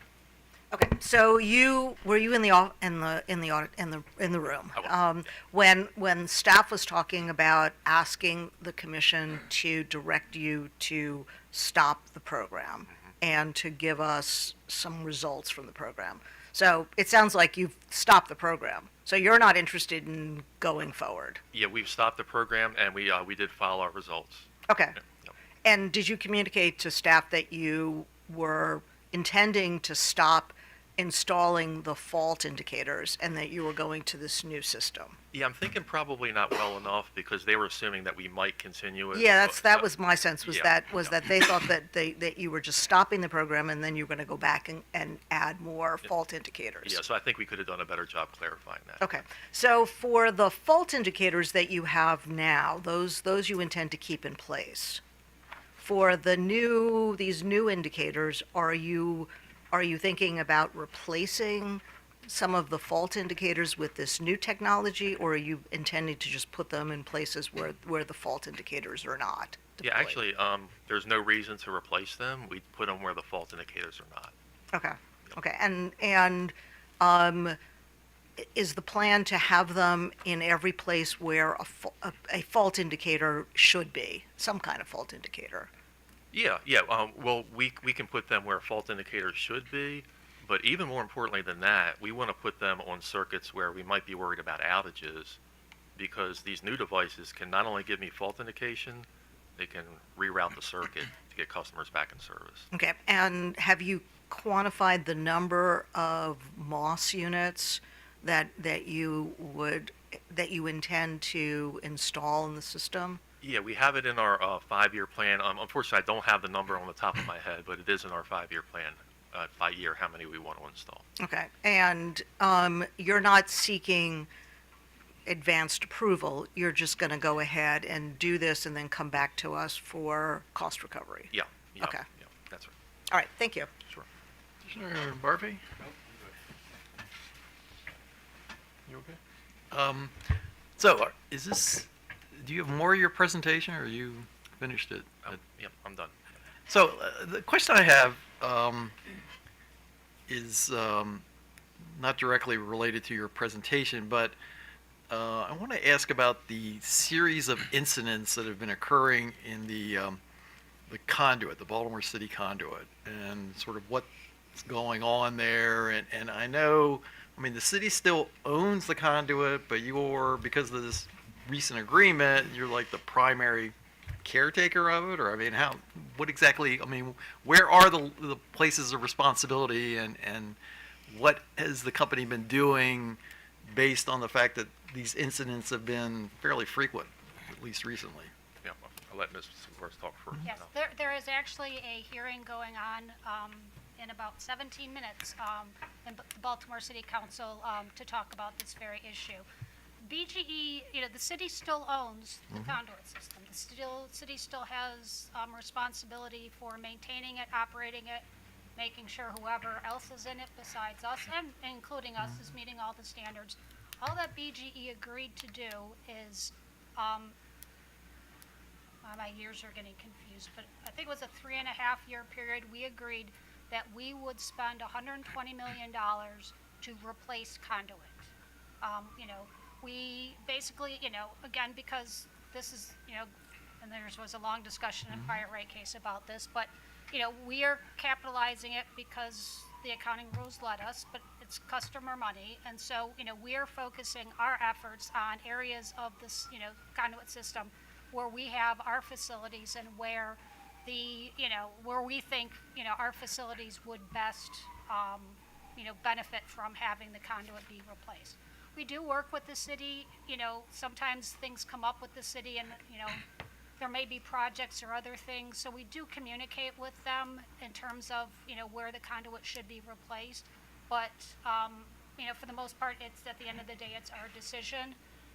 We do work closely with the city, though, telling them where we are replacing the conduit, so that they know. The city itself still has responsibility for maintaining the conduit system.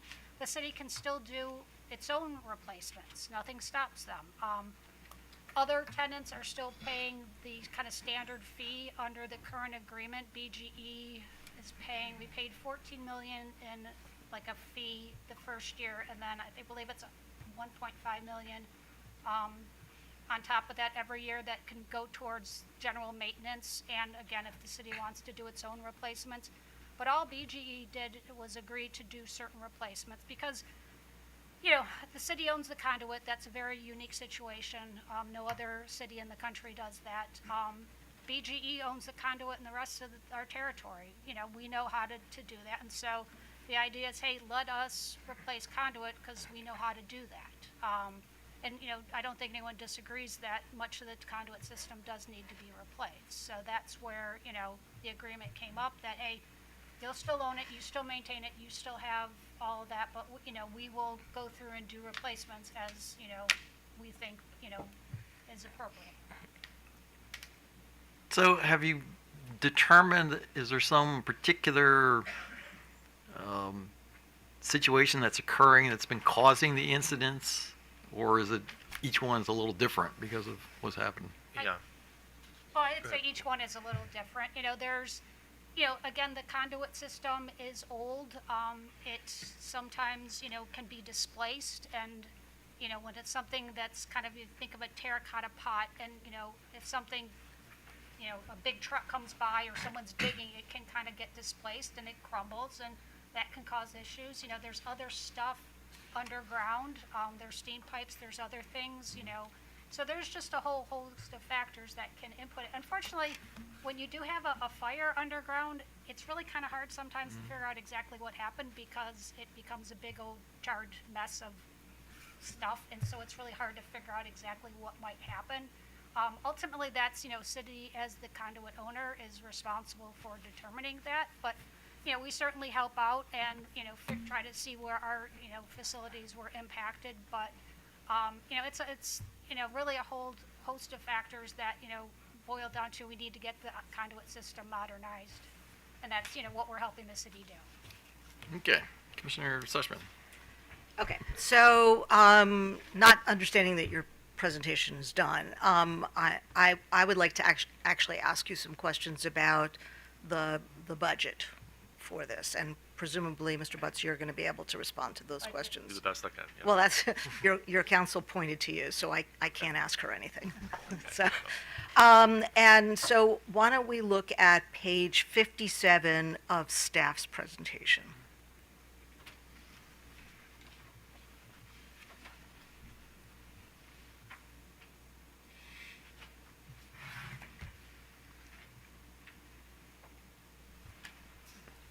Okay, can you see that?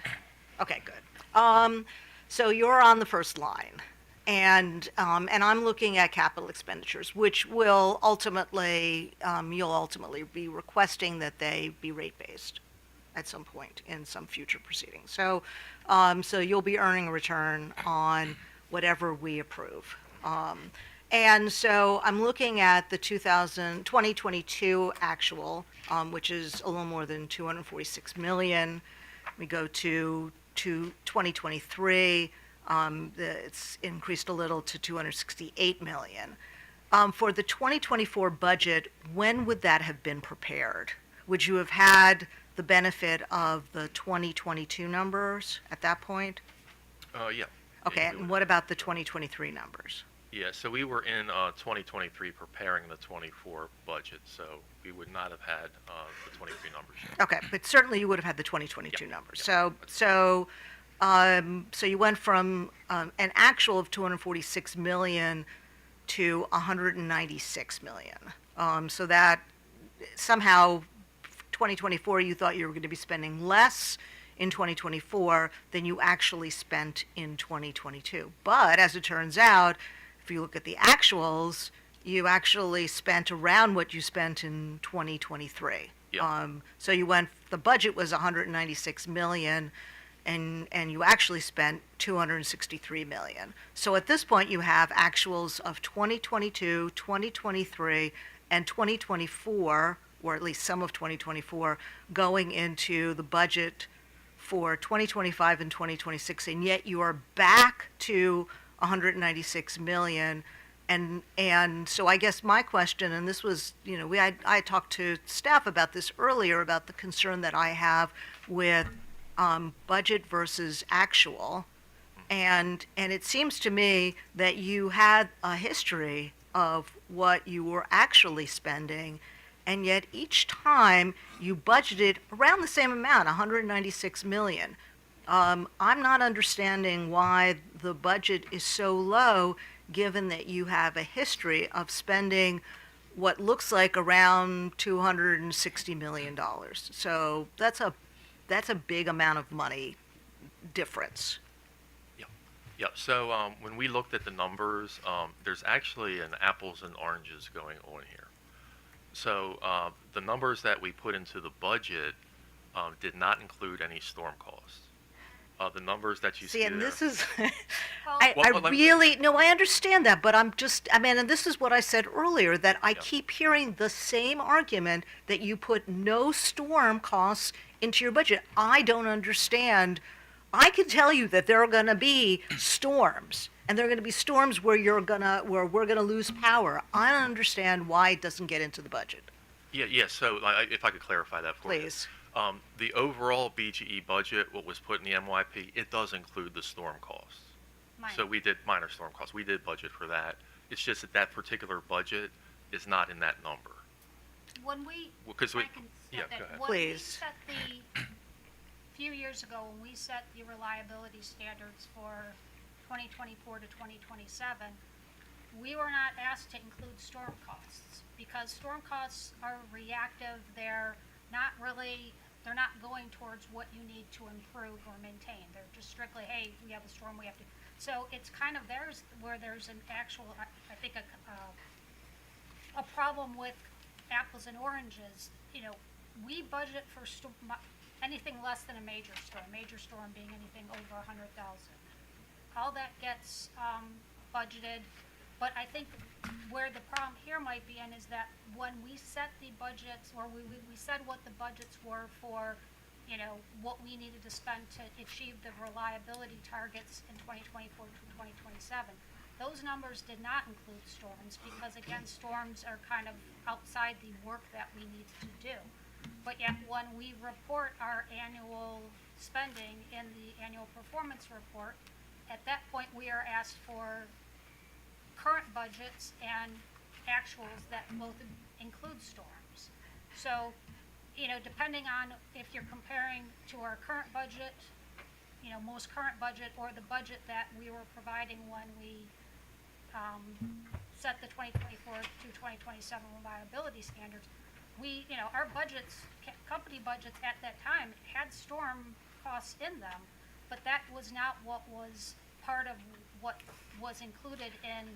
And I don't honestly remember, you know, if there was argument or discussion, but I think there is a bit of an apples and oranges in terms of comparison of what was included versus what was excluded. Okay, so that we can get to an oranges versus oranges. I'm gonna issue a bench request right now, because this issue around what is being budgeted in terms of storms, I have no clarity on, and it's not just this, but it's the MYP. So I would like to know where, for every year beginning in 2022 to the 2026 budget forecast, I would like to know where storms are budgeted, both major storms and the smaller storms. So that I have a sense, because this issue came up with MYP as well, where we were told that certain forecasts did not include storms. So I'm at a loss as to, and we don't have to have an argument here about what's in and what's out. If you can get us the data Yep. on that would be very helpful. Yep. Okay, thank you. Sure. Commissioner, I'll just add, this is something that the company is looking at carefully as well.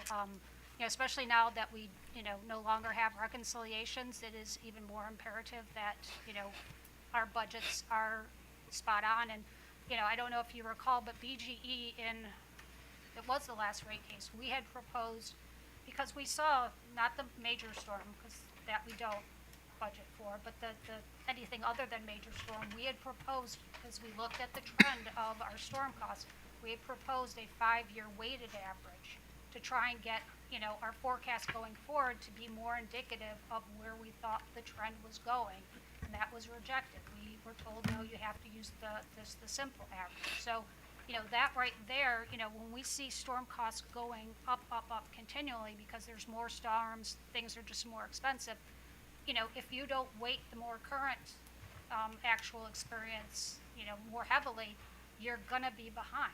And so we are currently, again, looking at, you know, maybe taking another crack at doing some analytics on how to show, you know, what a better forecast for the storm costs are going forward. Well, and if you have a better idea, please include that. I mean, you know, it's to our advantage that we get as much data as possible. And I feel like I don't have the data that I need, both for this proceeding and for others involving storm costs. So if we have a better sense of what's been both budgeted and what's actual over a period starting in 2022, I think that would benefit us. So, thank you. Commissioner Barbe. Thank you, Mr. Chairman. Ms. Kura, you just, I was going to ask a different question, but you said that your proposal to do a 5-year weighted average was rejected. Did we reject? Who rejected that? Staff recommended against it, and the commission accepted. Okay. Did that happen in the last 2 years while I was here? I'm just curious. Was it a happened in recent? our 2023 MYP case. Okay. All right. Because I didn't remember something like that.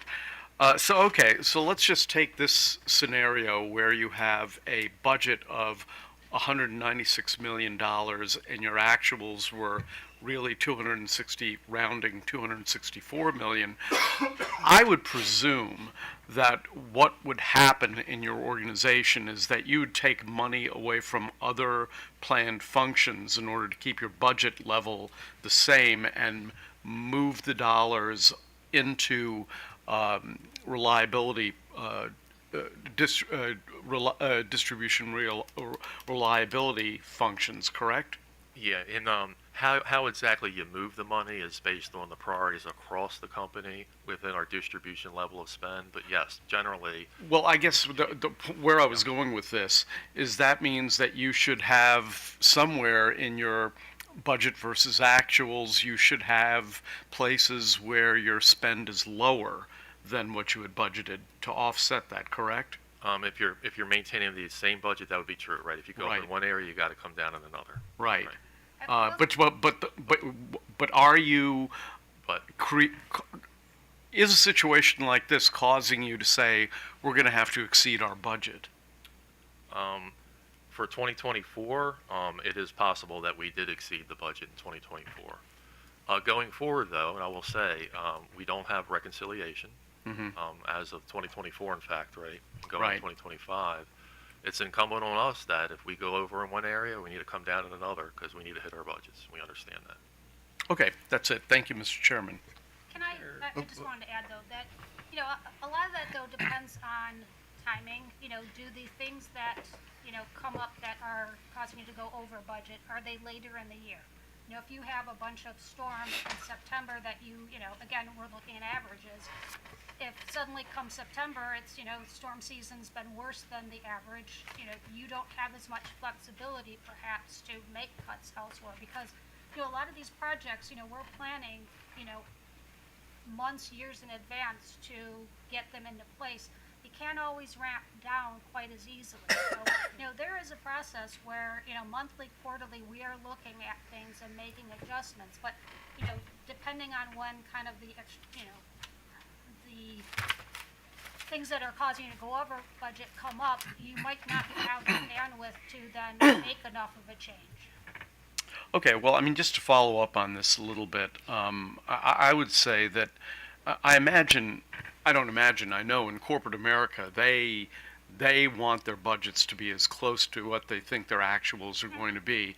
And I realize that this is a different financial setting being a regulated utility.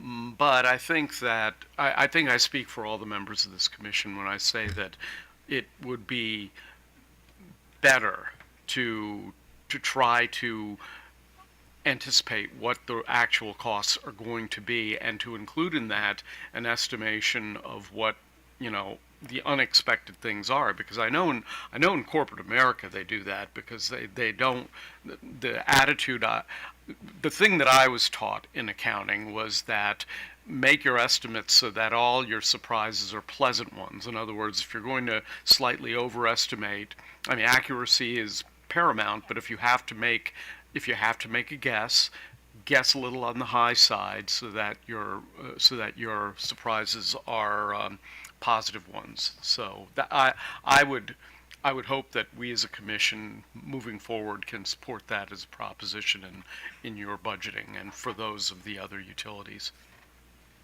I'll just say, I don't disagree, but, again, because we moved to this MYP where we're using, kind of current forecasts to set rates, there has been a hesitancy to try and, yes, there was a true-up, but, we didn't want to put too much in because that's impacting customers now. Yes, they get a refund later, so I think there was less of a hesitancy to try and, do anything that would over-collect costs. So, we were trying to be more what we thought was being realistic with the budget because we didn't want to over-collect, down the road. No, I understand that because I've seen that kind of argument in the private sector, and to me, I really think I understand being biased in a way that's conservative. I understand that, but it is possible to overdo that. And to me, trying to be as accurate as possible with just a little bit of a little bit of a bias toward a conservative outcome is the better way to go, in my opinion. Thank you. Commissioner McLean. Yeah. Good afternoon. To go back to the estimates and the budgets, the 196 budget for 2024, that was, I would say it's pretty significantly higher than the 147 million that was budgeted for or that was proposed to meet the reliability standards. It's not on this slide. Mr. Borkowski, if you could put up 81, page 81. I was just wondering if we're talking apples and oranges here, or what the delta. Is that the report or the slides? It's the report. I'm sorry. Yeah, I don't have. Okay, all right, no worries. But BGE had proposed a capital expenditure of 147 million for 2024, but then the budget came in as 196. And I'm just wondering what the delta is, or I know what the delta is, why there's such a large change. Yeah, I don't have the exact details as to why. I know part of it is inflationary pressures, but I don't have all the details, Commissioner. I have to look at that. All right, because I know staff was frustrated, because they set the reliability standards based on, at least in part, on the budgets, and when the budgets come in and they're significantly higher. I do think, though, that could be kind of what I was talking about, that when we set the budgets that we looked at when we were setting the standards, there was no consideration of storm costs, but then when we're reporting actuals, it is included. Sure, but, okay, so are storms in the 196 then? Yes, I think so. But they're not in the 147? I don't think so, but I have to double check. Okay. There's a lot of numbers and. Right, understood. Yeah. Understood. Yeah, if you could check on that. Yeah, that'd yeah, be I think we can roll all this into the bench data. great, thank you. And one other thing, I don't know if you've had an opportunity to look at OPC's comments, but they had suggested, or they came up with a few new metrics. Just wondering if you had a response or a wag on those.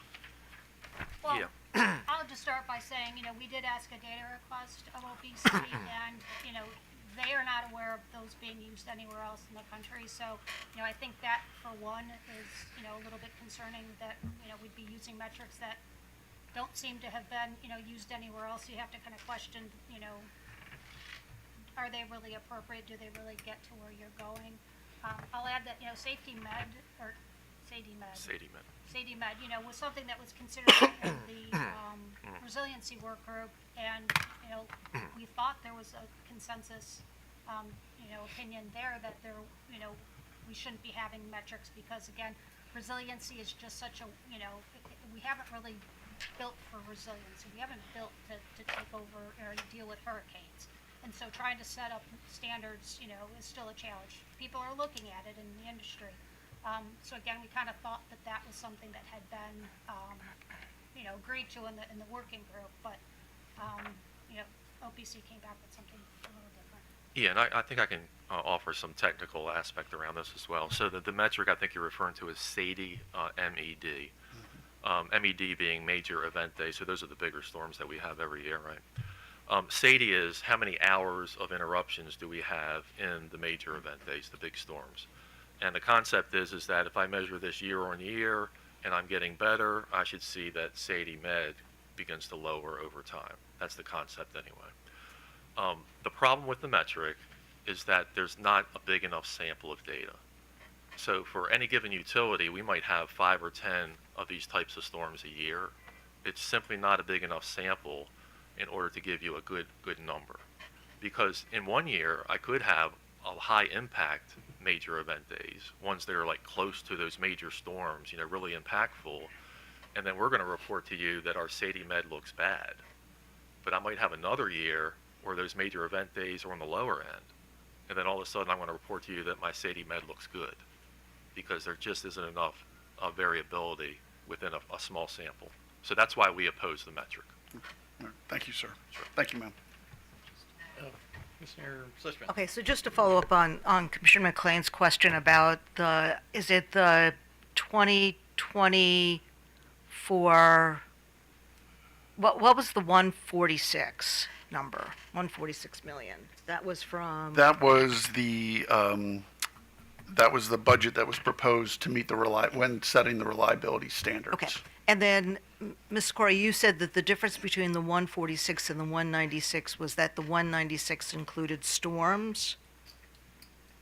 I'm probably 75% sure. Yeah, so that's what, so that's, I would like when you submit the data, to do 2022 budget and actual. So is the 2022 the year that the 146 was proposed as a budgeted? I believe. Was that? Was that the? Okay, Yeah. all right, so whatever that 146, can you clarify why that's different from the 196? Because I had the sense when we were talking that the 196 did not include the storms. So rather than try to figure out what's included and what's not, if you can provide that would be, I think, very helpful for us to sort of have a sense of what's in and what's out. Yep. Thank you. Got it. Thank you. The former accountant in me is excited about a spreadsheet, so, Go crazy. yeah. Okay, so PHI? Yes, thank you, Mr. Chairman. Doug Keel. I'm here on behalf of both Delmarva Power and Light Company and Potomac Electric Power Company. To my far left is our Director of Engineering, Aaron Smith.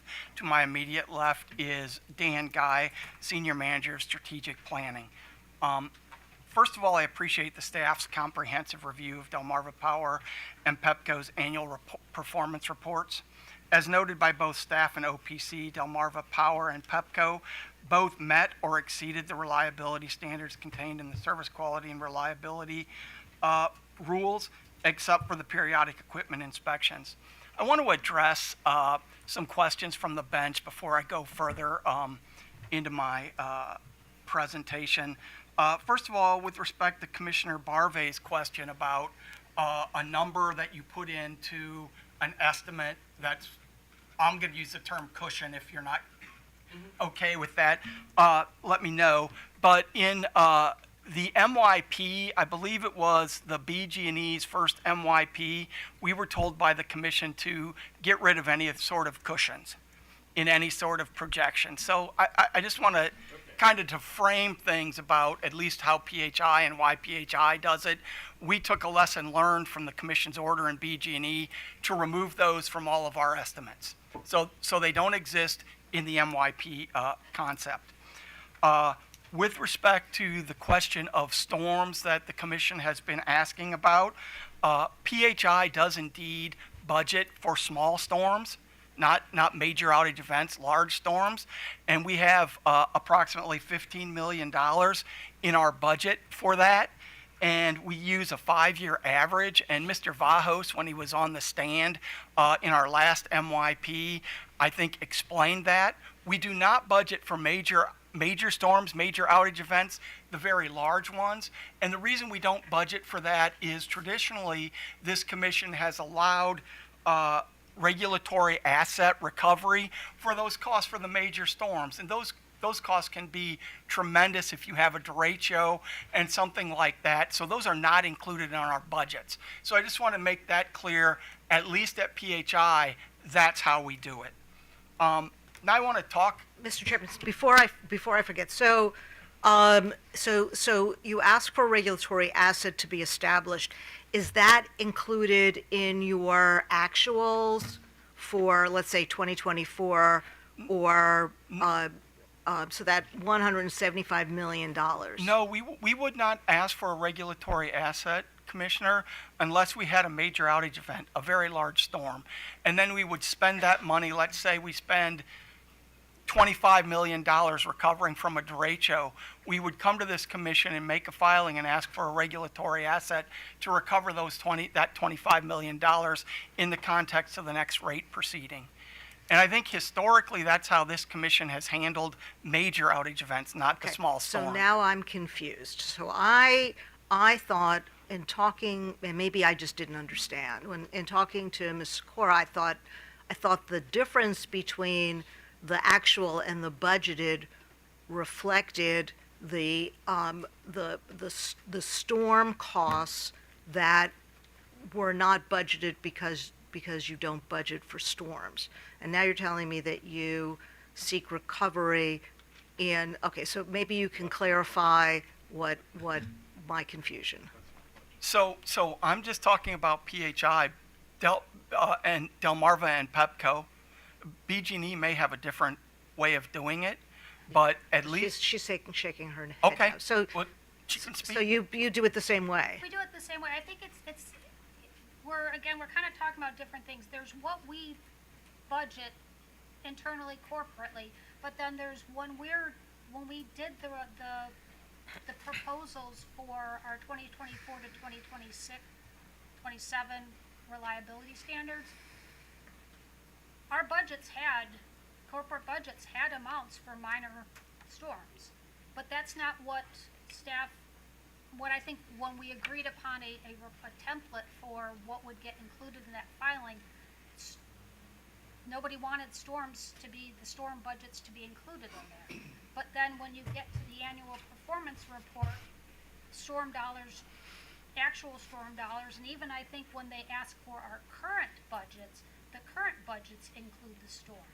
So this isn't a different. What storms though? Major storms? I believe all storms. Okay, and now my confusion. Okay, yeah, if I could clarify, because I think we're similar to PHI. If it is a storm that's above 100,000 customers out, we classify that as a major outage event or a major storm. We do not budget for those. We would come to you requesting a regulatory asset for the cost of that storm.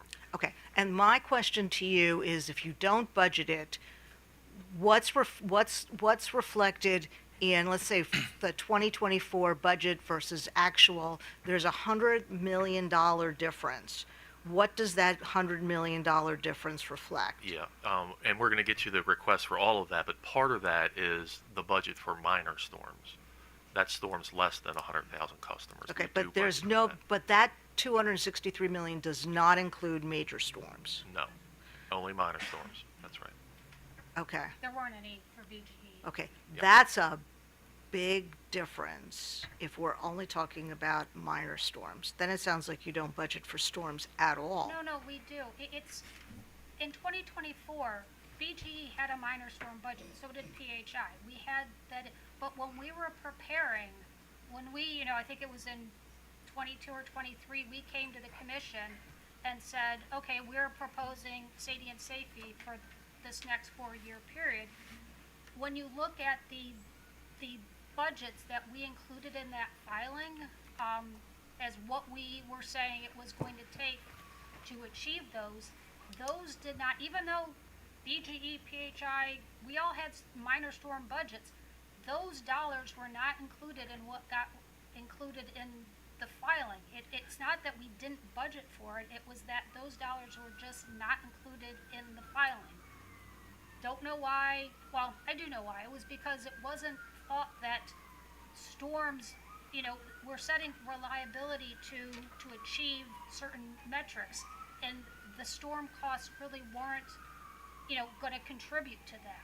It wasn't like we were spending on cable replacement. It was just, so it's not that we had, for as long as I can remember, we have always included in our corporate budgets, which are what get included in rate cases, there have been minor storm costs.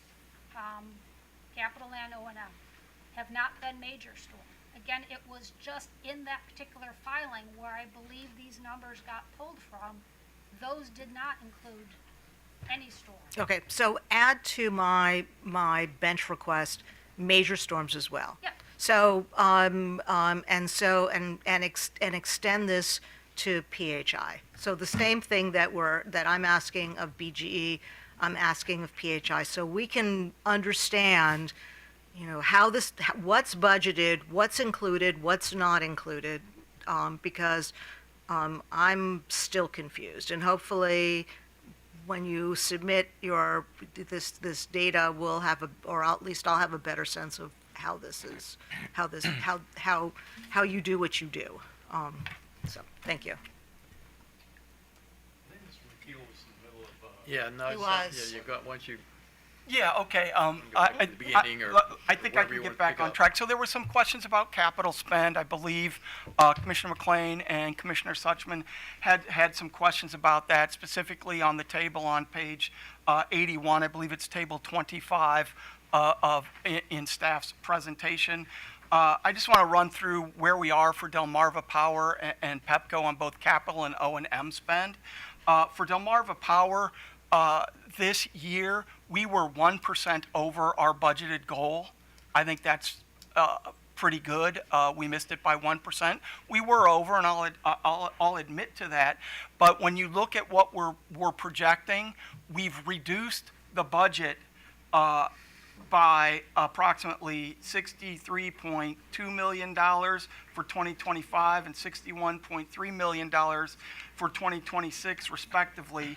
And you can see that where the commission staff says commendably the budgets are less in 2025 and 2026 than when we set the 2024 and 2027 SAIDI and SAFE targets. So I just want to make clear that we are sensitive to increased capital costs, and right now our projected budgets are lower than they were when we set the SAIDI SAFE goals.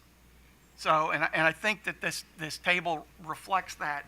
As it relates to O&M, the actual spend for Delmarva's O&M in 2024 was approximately $21.5 million for reliability-driven expenditures, and that was about $4.5 million less a reduction than the budget of $26.9 million.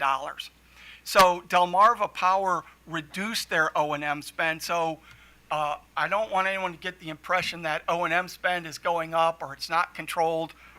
We're paying attention to that. For Pepco, you are right. Our capital budget was 38% over what we had projected, and that's unfortunate. As noted in the staff's report, that was primarily due to spending on projects related to underground cable fault restoration and work that must be performed to maintain service. In other words, it was P10s and P20s, work that has to be done within a very quick amount of time to continue the integrity of our system and to make sure that the customers are in place. So we were over budget as it relates to 25 and 26, and this is in on page 81 in that table. Both Pepco's both 25 and 26 budgets are proposed to be significantly lower. And by significantly lower, I mean $102 million and $134 million reductions in those budgets. Now, those are projections, and we'll know when the actual come in, but that's what the budget is. And as it relates to O&M spend in 2024, Pepco's actual expenditures of approximately $52.9 million for reliability spend were about $2.2 million less than the budget of $55.1 million that we presented to this commission when we set those SAIDI SAFE requirements. So we have lowered our O&M costs, and we are cognizant and watching the budgets and trying to produce good reliability for the customers at the most reasonable price. So I just want to make sure that those facts are in the record. And I think, you know, the record shows that both Pepco and Delmarva are producing. Pepco's SAIDI of 48 minutes was the lowest among Maryland EDCs. Our CME dropped tenfold from 0.76% to 0.7% in 24. That is a direct outcome of focused investments that we're making, targeted investments that we're making in worst performing feeders. Delmarva, for example, we had the strongest SAFE margin of 36% of all utilities In 2024, our momentary interruptions dropped by half, and our CME improved by 48%, clearly validating the effectiveness of the targeted reliability investments that we're making. And CME investments need to be targeted because these are all about pocketed customers and outages and issues that those customers have. Mr. Mike, can I just jump in before you leave sir. that table 25? So, do you think the delta between the top chart with the reliability standards proposals based on the capital expenditure budgets below, do you think that's more of an issue of timing or the deltas between them? I do think it's timing, Your Honor, and you have to keep in mind that when we're setting the 24 to 27 budgets, or not budgets, the 24 to 27 SAIDI and safety standards, you're talking about 2022 numbers. And I mean, inflation has changed. The cost of equipment, I mean, copper prices are through the roof. We had the pandemic in the middle of that, where you couldn't get transformers, and we had to look for transformers all over. So a budget is the best we can do, and we're working to stay within that budget. No, understood. I mean, the 156 million in 2025 dropped to 102 is pretty significant. So, and again, that's a budget. I want to make sure, but we are sensitive to that, and we've adjusted the budget. The actual could come in different, but right now that's the budget. Okay. Before you forget. Yes, sir. On the data request, if you could also address the O&M to the extent that there's any apples and oranges, if that wasn't made clear already. Thank you. Bananas. Thank you, ma'am. All the fruit. Now I want to talk a little bit about the periodic inspections, and unfortunately, we missed our periodic inspections. And consistent with the staff recommendation, Delmarva Power and Pepco request that the commission accept our corrective action plan that was submitted. I want to say that we accept the staff recommendations, the 3 items that Mr. Wilson set out, and we talked with the staff in advance and said, of course we would do that, and that's what BG&E did for theirs, and so there's lessons learned as we talk to BG&E about that. I also want to point out that we use Dynamic Route Builder for Delmarva Power and Light Company too. With that, I want to turn it over to Aaron Smith, our Director of Engineering, so he can provide a brief update on both Delmarva Power and Pepco's efforts to remediate this inspection issue and let you know kind of where we are. Mr. Smith? All right, thanks, Doug.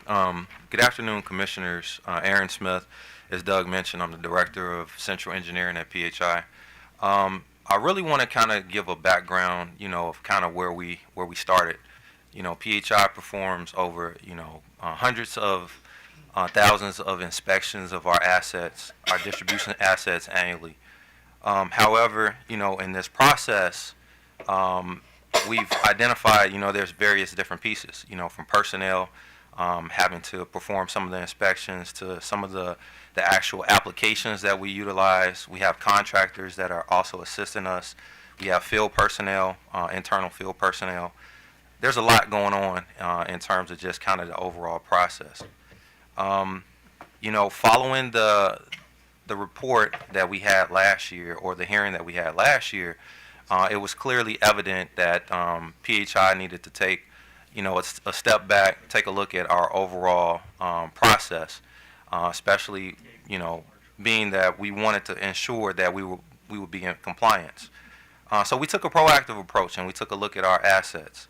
Unfortunately, during our investigation, we identified, as noted earlier, an issue with, our underground radio transformers.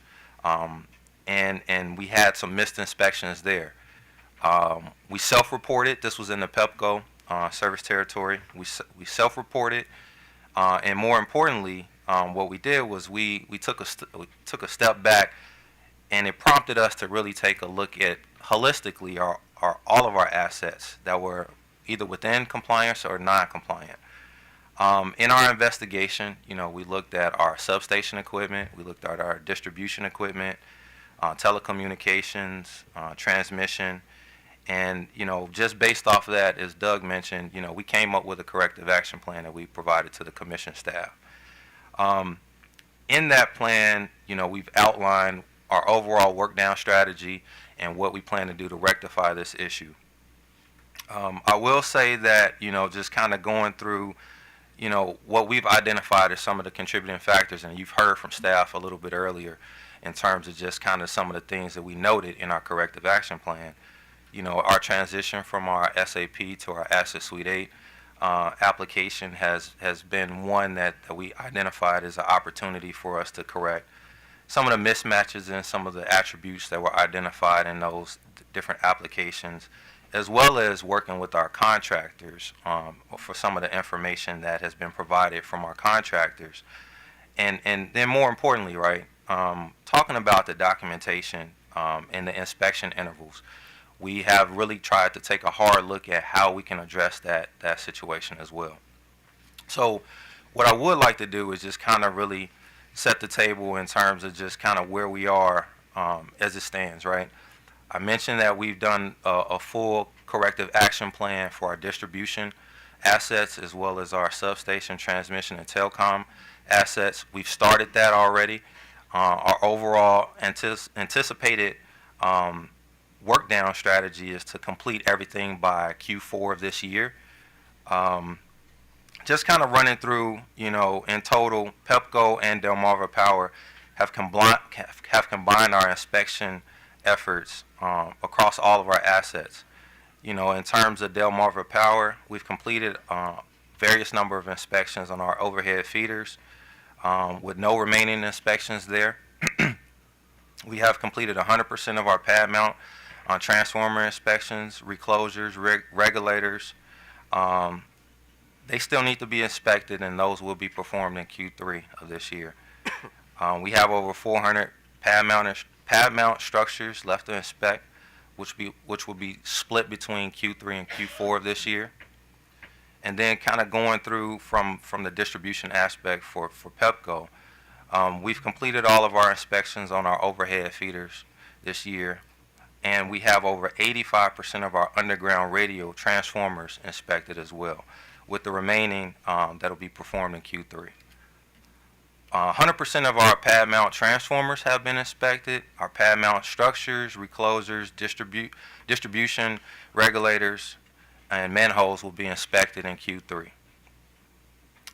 And then all of our pad mount structures, as well as our wood poles, are scheduled for Q3 and Q4. From our, and we call it our TNS, our transmission and our substation standpoint, our overall recovery plan is progressing similar to our distribution. With our Delaware, our Delmarva Power, telecom, assets, we've completed those. The key here is that we do have some remaining tasks that'll need to be completed in Delmarva Power. From the substation standpoint, we do have one remaining breaker that needs to be inspected. We anticipate that being done by Q3. And then we have over 100 PMs in the Pepco substation space, 27 for transmission, and 12 towers, telecom towers that will be performed Q3 and Q4 of this year. So it's a pretty robust plan. You heard me at the beginning mention that we have hundreds of thousands of assets that we have to inspect. I will say that we have a pretty comprehensive work down plan, and we're actively working towards getting it done. Q3 and Q4 of this year.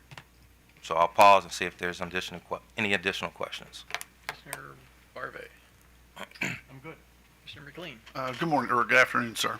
I know the self-reporting regulation is relatively new. Prior to that, did PHI have some kind of system where it was going back and looking to ensure inspections had been done, or is it all this coming to a head just because of that regulation, sir? Let me just say, it wasn't as comprehensive as it is now.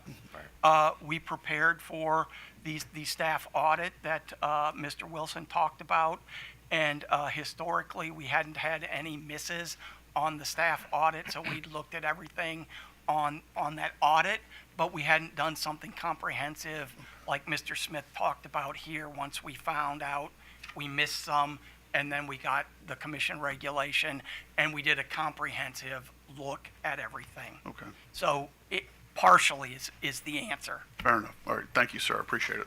Yeah, and in addition, I think we've taken a more proactive approach as well, just to pull in a lot of our existing information as well as the new information that's now being entered into our Asset Suite 8 database, and just having really a fully comprehensive way of looking at it. So we have a Power BI dashboard that we developed as well that pulls in all that information. So again, concerted effort to ensure that we're in compliance. Okay, I don't think there's any from us, so.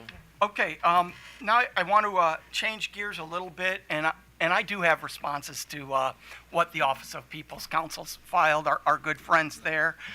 They urged the commission adopt the SADE Major Event Day metric, and I would just point out that the commission's already had that reporting in order number 90381. The commission directed staff to continue to provide an analysis of SADE Med resiliency metrics, and of course, the staff did that here. They've complied with that. I would note, and I would direct the commission to page 94, where table 30 that the staff provided on SADE Med demonstrates that 4 out of the 5 years Delmarva Power had a SADE Med number below 80% of the average utility SADE Med, and that Pepco for all 5 years had a SADE Med below 80% of the average of utility SADE Med. In other words, Delmarva and Pepco are the most resilient utilities using that standard. I'm not endorsing that standard. I want to be crystal clear about that, but using that standard. So I think it's pretty clear that the CapEx and O&M that Delmarva Power and Pepco are making in this settings are directed toward reliability and service quality. And that's the purpose of this hearing, and that's what your notice talked about. And we're not here to talk about resiliency. We have a resiliency work group that we're working through this for. So I quite frankly don't think resiliency should be the focus of this hearing, although I'm happy to discuss it. Now I want to talk about OPC's use of the Pearson coefficient to demonstrate resiliency. I think the use of that Pearson coefficient should be rejected. First of all, the Pearson coefficient is all about correlation. And correlation, and I've only had one statistics class, but one takeaway that I got from that class in 1984 in college was that correlation does not imply causation. Strong correlation doesn't necessarily mean one variable causes another. There might be a third unmeasured variable at play, or the relationship could be indirect or inconsequential. We were unaware that these were going to be filed. We got work papers in our DR responses yesterday, and we haven't thoroughly gone through them. I want to point out also, as it relates to correlation, that outliers impact the results. Extreme values can exaggerate or dampen the strength of the correlation. Pearson's correlation coefficient is sensitive to outliers. I mean, you pick up any statistics book, and that's what it'll tell you, any textbook. Sample size matters. There's only 5 years of the sample size here, and so you're unlikely to detect statistically significant correlations. As BG&E pointed out, we did discovery. There's no regulatory body using these. There's no regulatory body that uses the proposed resiliency metrics. So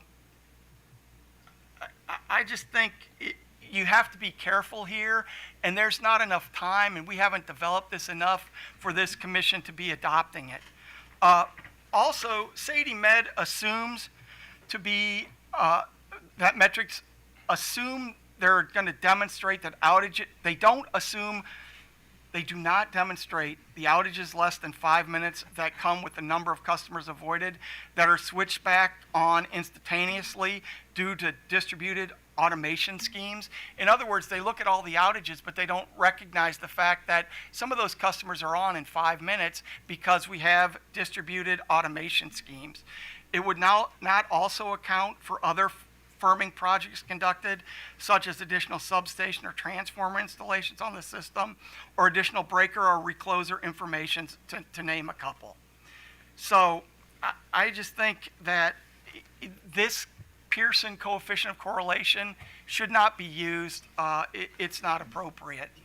OPC also in their comments talks about the EDCs need to perform and publish cost-benefit analysis. Again, the purpose of this hearing is to see whether or not we're compliant with the service quality and reliability rules and whether or not we've met them. We have. It's not about whether we should use cost-benefit analysis. That's an issue for rate cases. Plus, not all projects are appropriate for cost-benefit analysis, consistent with the testimony of OPC consultants Stevens and Alvarez in numerous proceedings. EDCs, such as Pepco and Delmarva, have an obligation to serve customers irrespective of the costs. So in all situations, cost-benefit analysis is not appropriate, and even OPC's own experts have under oath testified to that, starting with BG&E's first MYP rate case and going through Pepco's last MYP rate case. I want to talk about their suggestion that we elevate targeted O&M strategies, especially vegetation management. OPC touts increased vegetation management as a cost-effective tool to reduce outages. First of all, both Delmarva Power and Pepco have effective VM plans in place to fully meet or exceed the VM requirements of the service quality and reliability rules that are some of the most comprehensive and prescriptive rules in the country. I've been here long enough where I was involved in the RM43 proceeding.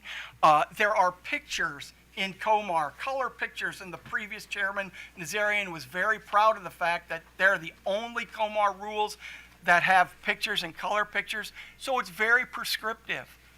Pepco and Delmarva are meeting or exceeding all of those standards, and the 4 or 5 year trim cycle was the best in class standard.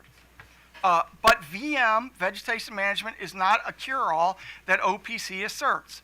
For example, Pepco in 2024, the largest percentage of vegetation management outages that year are caused by off right-of-way trees. And what does that mean? That means we don't have a legal right to trim the off right-of-way trees.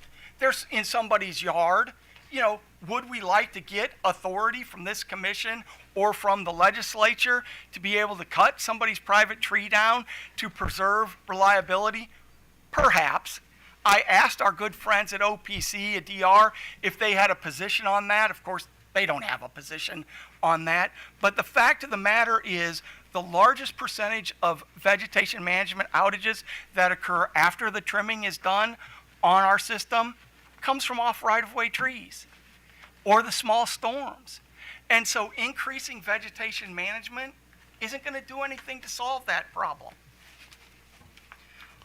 Also, vegetation management alone cannot prevent outages from failed poles, aging underground cables, or system constraints. And I asked OPC a data request, what are some of the targeted items that we should be doing? The only thing they could say was vegetation management. And their experts said, well, I wasn't hired to tell you what the targeted items should be, and yet they show up in their comments. You need to do targeted work. Well, of course, we're doing targeted work. Delmarva Power and Pepco is improving. Their reliability is improving, not despite, but because of targeted capital investments. That's why we have high reliability. You can look at some of the targeted capital investments that we have. They're attached to attachment D that this commission requires us to file for our poorest performing feeders. Those are targeted investments that we're doing to remediate poorest performing feeders. There is no blind spending or generic upgrades, as OPC says in their comments. We asked them a data request, what are the claimed blind spending and generic upgrades that you claim at page 47? And their answer to the DR is, we didn't identify any. We didn't identify any indiscriminate spending, and the commission's never found that we have any indiscriminate spending. Every penny that we spend is subject to approval by this commission. So we are doing targeted spending to reduce SEME. I told you earlier in our presentation that we'd reduce the nested outages, the SEME outages. That's targeted spending, that we're getting results for customers. Targeted spending on poorest performing feeders.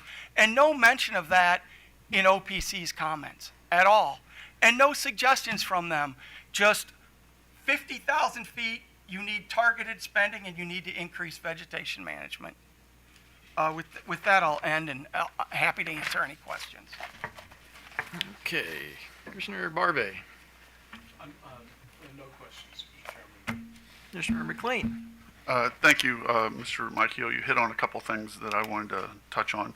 In terms of vegetation management, your costs, and I'm not saying that PHI's costs are out of the norm. Do you, but I believe BGE indicated theirs jumped up a bit because of the contract extensions or negotiations. I was just wondering if PHI anticipated a similar increase in the coming years. Yeah, so costs are increasing all the time. And I do want to point out that historically, Pepco has been hectored about having the highest vegetation management costs per mile. It's been a subject in all of our rate cases. You're number two. Now that we have the all-in costs, we've been number two for the last 2 years that we have the all-in costs. So as someone who's been here, I'm pretty proud of that fact that we are working on keeping those costs under control. But I do agree with OPC that vegetation management is an important and cost-effective way to reduce outages. What I'm trying to tell you is we're doing that. And I think we've been very successful. We, Pepco and Delmarva, have been very successful at that. Sure. All right. And one other area I'd like to hit on. Do you have staff's Yes, sir. report? On page 42, they're discussing the vulnerable individual. I think it's vulnerable individual customers. And I believe Delmarva and Pepco reported that these customers were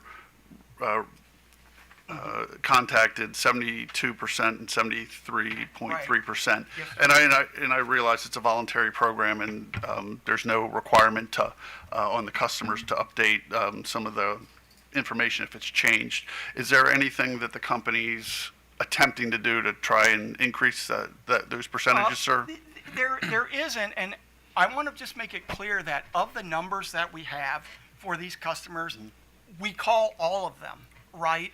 And the 70% number, the 73% number that you're seeing are the ones where we get a response. So if somebody moves and doesn't re-sign up for the program, we don't track that. I can talk with our customer group to see if there's some way that they can improve that.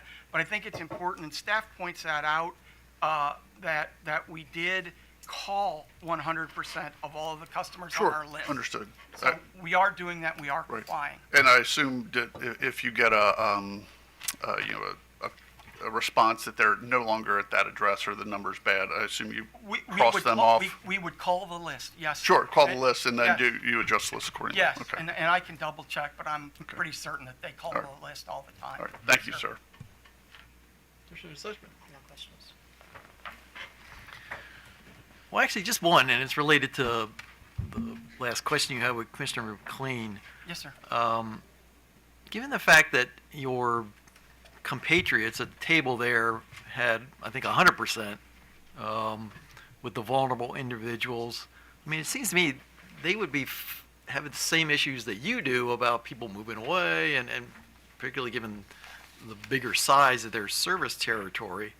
I mean, have you had any communications with them about why they have 100% and you were off by 30? We will talk with them. I think we've had conversations in the past about that, Chairman. Okay. But obviously, we are always willing to take lessons learned from our sister utilities, and we do it all the time. And I think that's an Exelon, one of the strengths of the Exelon group. Okay. All right, thank you very much. So why don't we move to Potomac Edison?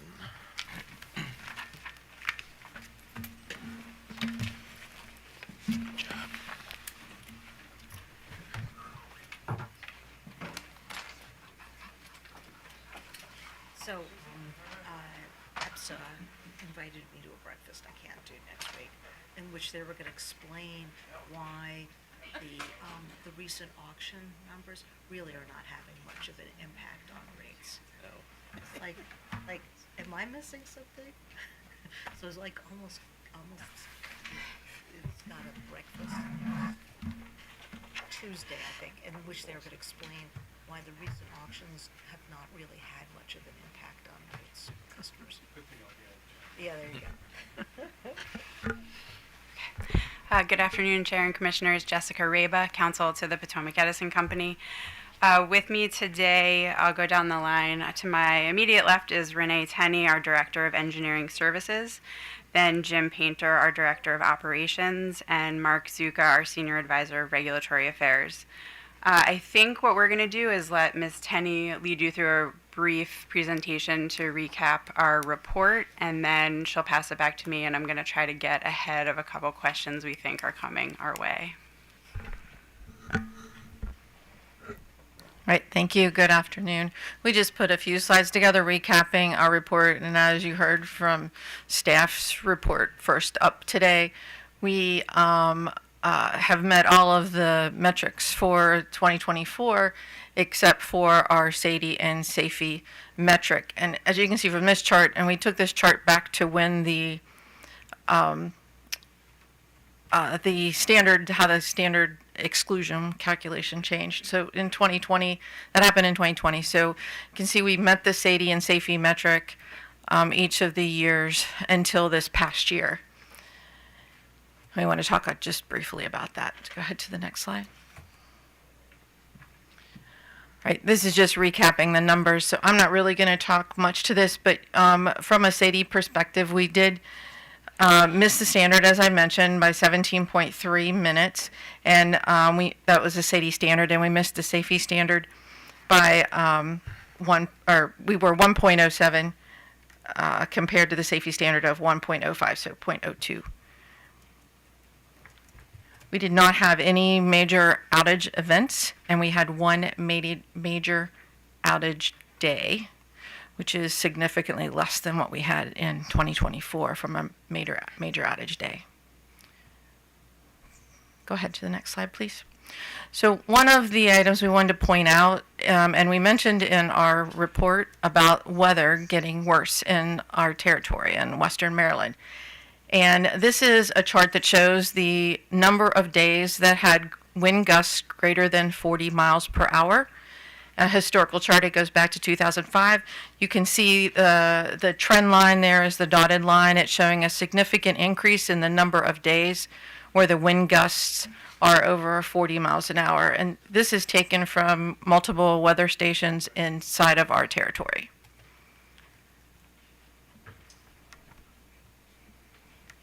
Go ahead to the next slide.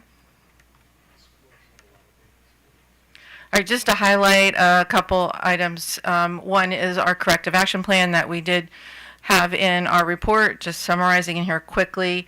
And I think it was mentioned earlier about some of these, but we are continuing to pursue automated switches in our system, which is one of our action plans. They are targeted. We are going doing the worst places first for those areas. We also reported on the BESS that's installed and the advantages that we have seen from that as part of our report. And we have been able to actually call on it successfully 3 times, although I will mention that we have tried to call on it 6 other times, and it wasn't ready for us. So we have some work to do around that technology and how to use it, and that's why you do a pilot, right? So it has saved us. It did save us some SAIDI minutes. It is able to pick up about 380 customers. So those customers had a much shorter outage. This did operate during our one major event day. We did utilize it, but the battery ran out around 11 hours. So the customers were out of power after that. And the last item on there we have is installing the SCADA monitoring or substation fencing to mitigate the animal-caused outages. We have some fencing inside of our fence that helps keep the animals out of the fence. And when it doesn't work, the only way we knew is when we go to that station for the station inspection. So we are working on some SCADA installation so we can have a remote notification that that fence is not working. Go ahead to the next slide. And that's what I have as a summary from our report. Certainly happy to take questions. And we're going, the next step we were planning on was to answer some of the questions that have already been raised. Oh, so actually, before you start, any questions for what we just heard? Commissioner Sushman. Start with Commissioner Hill. Okay, so how much of the system do you have has SCADA on? Is it's not on your entire system? So when you say on, the SCADA I'm referencing, there is SCADA inside the substation. The fence is not tied into No, the other SCADA. than the Wilson substation. Do you have SCADA on the rest of the PE system? Not 100%, no. Okay. I don't know off the top of my head the percent that we have SCADA installed. But we do have stations that do not have any SCADA. No, I mean, I know you don't have smart grids you don't have smart meters. That's correct. Right. So could you get back to us about how much SCADA is on, and are you thinking about more SCADA on the system, sort of projecting over the next couple of years? So we have, I will call it, well, SCADA is very expensive. No. So we have targeted areas that we are installing SCADA, and it's really part of more of a distribution automation scheme. So when we decide, hey, yeah, we want to put distribution automation at a certain location and make that investment, SCADA would be part of that. We have, as we're replacing the reclosers in the station with electronic reclosers, that's another trigger that we would install SCADA on the distribution to monitor the distribution system. But we do not have a plan to cover every substation at this point. Okay, so in terms of the battery energy storage system, and we've heard about this, and this sounds like a good move in the right direction. It sounds like this was a success. Customers had power for 11 hours when they would have had no power. So it did help these 380 customers out of the other thousands that we had out. Yeah, but yeah. It's not large, right? So it can only pick up so many customers. Right. Are you thinking sort of next steps in terms of other places where you could install a battery to address outages? And Mark, you might Yep, want to take I can address that. So you and I did have a discussion in the energy storage hearing about about this system itself, and I think we talked about that. We do feel that they can provide a benefit as long as they're targeted to the right areas, they're the right size, they have the right duration. So that is something we're considering as part of our energy storage program, the procurement program that for which we have a filing due toward the end of this year. Okay. So looking at those best locations for those systems. Well, it sounds like you had positive results from this one battery, and as a way to address outages, that certainly makes the system a little more resilient. I would agree. We have some success, and also, as Ms. Tenney mentioned, some lessons learned to move forward to that program. Okay, sounds good. Thank you. Mr. Barbie. No, I think they're going to explain the population explosion among squirrels in Western Maryland. That was on our list. Sure. I think Mr. Painter was going to take that Well, one. actually, before you get to that, sure. I mean, as Commissioner Barbie mentioned, and the squirrels are usually the usual suspect when it comes to this, but when you're talking about fencing, I mean, do you have critter problems with other animals other than squirrels? Yes. In the past 2 weeks, we had outages in our substations caused by snakes.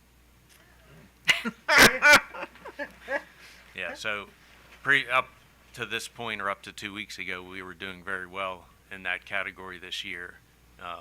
But yeah, the last 2 weeks, the snakes got us. So I guess the strategy of having the snakes eat the squirrels isn't working. Is there, I mean, No, I'm seriously though, it was a 5x increase, so I wonder if you could address that. We should put that in our cap next time. Yeah. Yeah, the 5x increase, I wanted to clarify that is not, Commissioner McLean, when we were looking at staff's report, that was number of outages. So that isn't the 500%. The 500% is the number of customers affected by animal-caused outages in substations. So obviously, if we have a substation outage, that affects a lot more customers than a single transformer out on the line that might serve 4 customers. So the 500% is a few number compared to our 608 animal-caused outages that we saw in 2024. But it affected a large number of customers. And the 500%, it was a 12,000 customer increase that was affected, and that's specific to animal-caused outages in substations. And the unfortunate piece of that was the fences that we do install, because we have a program. Every year we analyze our data and look for improvement opportunities, and we've been installing these animal fences inside our fence to help keep the animals out. And so the unfortunate thing was in 2024, 3 of those substations where we have those fences, and they were not working for various reasons. But how did the snakes get in? Can they get through the fence or without being electrocuted? yeah, so the 2 incidents that happened this year, one was in a substation that didn't have an electric fence. So that would come up in future years, do we want to install one? The other one did have an electric fence, but it was a smaller snake, and so we're suspecting that it got lucky and got through one of the openings. And yeah, well, initially, not in the end. there's something about your substations that are attractive to snakes? No, I think our territory. Snakes do like the warm. Sure. Like Yeah. to lay on the right, warm yeah, equipment. yeah. So when it was really hot the other week, it was. I got nothing else. I just wanted to address one thing that staff mentioned in their presentation this morning, which was an ask to order us to do some extra reporting on a specific feeder in next year's reliability report, the Bidinger feeder. That was the first that we had heard that ask, and we just wanted to say we are always more than happy to provide staff with whatever information they're looking for. But we do want to make sure that we're not ordered to, basically submit a corrective action plan on a feeder that has not failed the COMAR standard yet. So we just wanted to be clear about that. And then Commissioner McLean, I just wanted to respond to your plan to file a plan on wildfire mitigation. The Commission's order last year instructed us to provide a narrative around our wildfire mitigation plans, and we think we complied with that, with what we submitted in our plan. We recognize the other utilities kind of packaged it a little differently in terms of appending it to their reports. If you were looking for something a little bit more like that, we'd be more than happy to make a supplemental filing to address that. Well, actually, let me follow up on that, because I guess what I took from staff's comments was that you were missing both this wildfire plan and a hurricane mitigation plan. So what's the status of both? Right. So I think substantively what we provided in our filing is pretty similar to what the other utilities did, frankly. It's just kind of embedded in our report. First Energy enterprise-wide is in the process of putting together a much more detailed wildfire mitigation plan. It's just not quite ready for submittal yet, but that is in the works. And what about the hurricane situation? The hurricane situation, I think, is pretty consistent with what's in our report. It's, I think, a lot of it is already filed in our major outage plan that's on file with the commission, so we didn't repeat all of the things that are already on file with you, but we would probably reference back to that. Okay, because I guess the only concern I have is that, for whatever reason, the last few years, the trend with hurricanes has not been the usual one of, hit Florida and come up the eastern seaboard. Now it's like hit the Gulf of Mexico and come up through the middle of the country, which means it's more in your service territory than in DPL's. And particularly, given the flash flood situations, which are pretty predominant in your part of the world because of streams and creeks and things like that get oversaturated by tons and tons of rain, which tend to come with these remnants of hurricanes as they're coming up through the country. I want to make sure that the plans are in place to kind of deal with that. In fact, let me ask you, a few weeks ago when there was that severe flooding situation in Lonaconing, Columbia Gas apparently had a lot of problems. Did you guys have a similar situation, or? Yeah, I'm going to let Jim respond to that, but we definitely did. Yeah, and I think the biggest problem, we didn't have that many facilities affected, but some of our facilities were affected. But obviously with the flooding and the road closures, our ability to get to those facilities to make the repairs, so we had to wait for the water to subside to be able to get there safely. Okay. All right. So any other questions, Commissioner McLean? Is it fair to say that PE's take on OPC's proposed metrics is similar to the Exelon utilities? I think generally, yes, that's fair to say. Okay. Yeah. That's what I figured, but just thought I'd ask. Thank you. So anything else from you guys? That's it from us. All right. Thank you very much. All right. With that, we move to Southern Maryland Electric Co-op.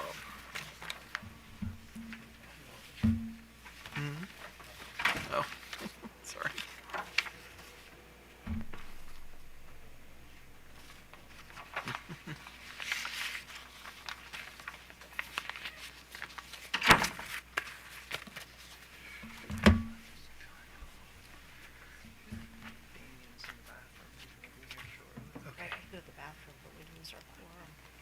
Mr. Right, Chairman, yeah. we have one of our witnesses that will be coming in a moment. Oh, sure. All right. Well, in that case, Take a 5-minute break. all right. So yeah, we'll just take a couple of minute break here while Thank you. wait for your folks and wait for my folks. So.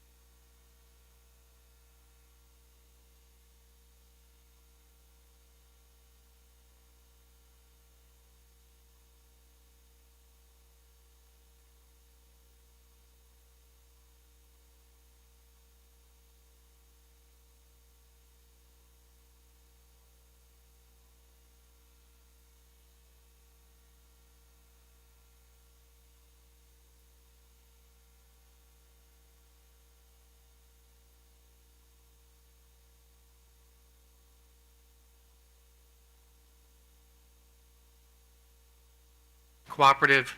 I'd like to introduce some folks here that are seated with me at the table. To my immediate left is Mr. Herb Regal. He is SMECO's Vice President of System Planning and Distribution Engineering. To his left is Brian Lazarchik, and Brian is SMECO's Vice President of Electric Operations and Construction. Next to Mr. Lazarchik is Damian Black, and Mr. Black is SMECO's Customer Care Director. I just want to open up by saying that SMECO is really pleased that we met all of the performance and reliability standards for 2004. We attribute that primarily to our system planning, our proactive inspections, maintenance, and operations, our use of modern technology, and a solid vegetation management program. As I mentioned, we're pleased to have met the reliability standards in 2024, and we're working hard for a repeat performance this year. We don't have a presentation for you today, but I think we've got the right people here to answer any questions that you might have. Okay. Any questions for SMECO? Commissioner Sussman? No questions. Commissioner Barbe? Commissioner McLean? Well, sorry for making a trip for nothing, but educate. Actually, that's the best one we could do here. Thank you very much. All right. Thank you very much. Good work. That's right. Okay. See you next year. Right, yeah, Right, there's the door. That's right. See you next year. Okay. All right, with that, Office of People's Counsel.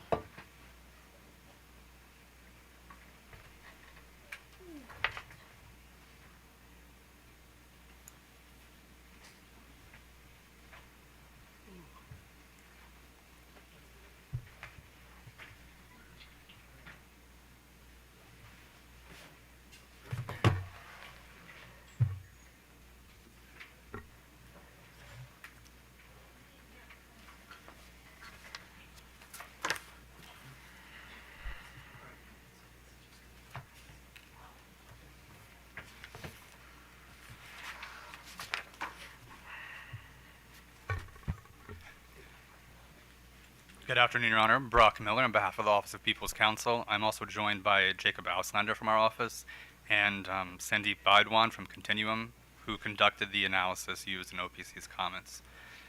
OPC's comments this year focused on an analysis of the relationship between utility spending, particularly CapEx, and reliability performance. This analysis was responsive to the Commission's request in last year's order, but also reflects concerns that OPC has been raising for several years in this docket about the cost of incremental improvements to blue sky reliability. The Public Utilities article requires utilities to provide high levels of service and reliability in a cost-effective way, and the analysis conducted by Continuum speaks to that cost effectiveness. Continuum's findings and OPC's comments are not only important in the reliability docket, but as we move towards a setting for the new targets in 2028 to 2031, it's important there as well. And also the findings can be used as a lens in CPCN proceedings and rate cases where projects are reviewed and costs are approved. OPC hopes that our comments open the door to further conversations about reliability spending in those proceedings, as well as conversations in the work groups related to reliability and resiliency and electric system planning. And based on the responses from some of the utilities, it looks like that's the case. Before turning it over to Mr. Baidwan to walk through a presentation on his analysis, I just want to address a few things that were mentioned earlier. So regarding Commissioner McLean's and Suchman's questions about discrepancies between budgeting and actual expenses, OPC has raised this issue in several years in the past, and we're happy to hear that's being taken up again by the Commission. In last year's order, the Commission indicated that the proper forum for this issue might be a rate case. OPC would be happy to see better budgeting that incorporates storms and MOEs and climate impacts in the budgeting and not just the actuals. Also, I believe that OPC has raised the budgeting discrepancy issue in our most recent filing on BGE's reconciliation, which is still pending before the Commission. On whether resiliency or other topics are appropriate here, I would point to that large sections of staff's presentation focused on resiliency and review of costs and rate cases, which are related to the metrics discussed in this docket, and which are often, the spending in those cases are based on the metrics set in this docket. Regarding the metrics that Continuum developed to perform its analysis, OPC did not recommend that the Commission use the metrics like cost per customer per interruption avoided.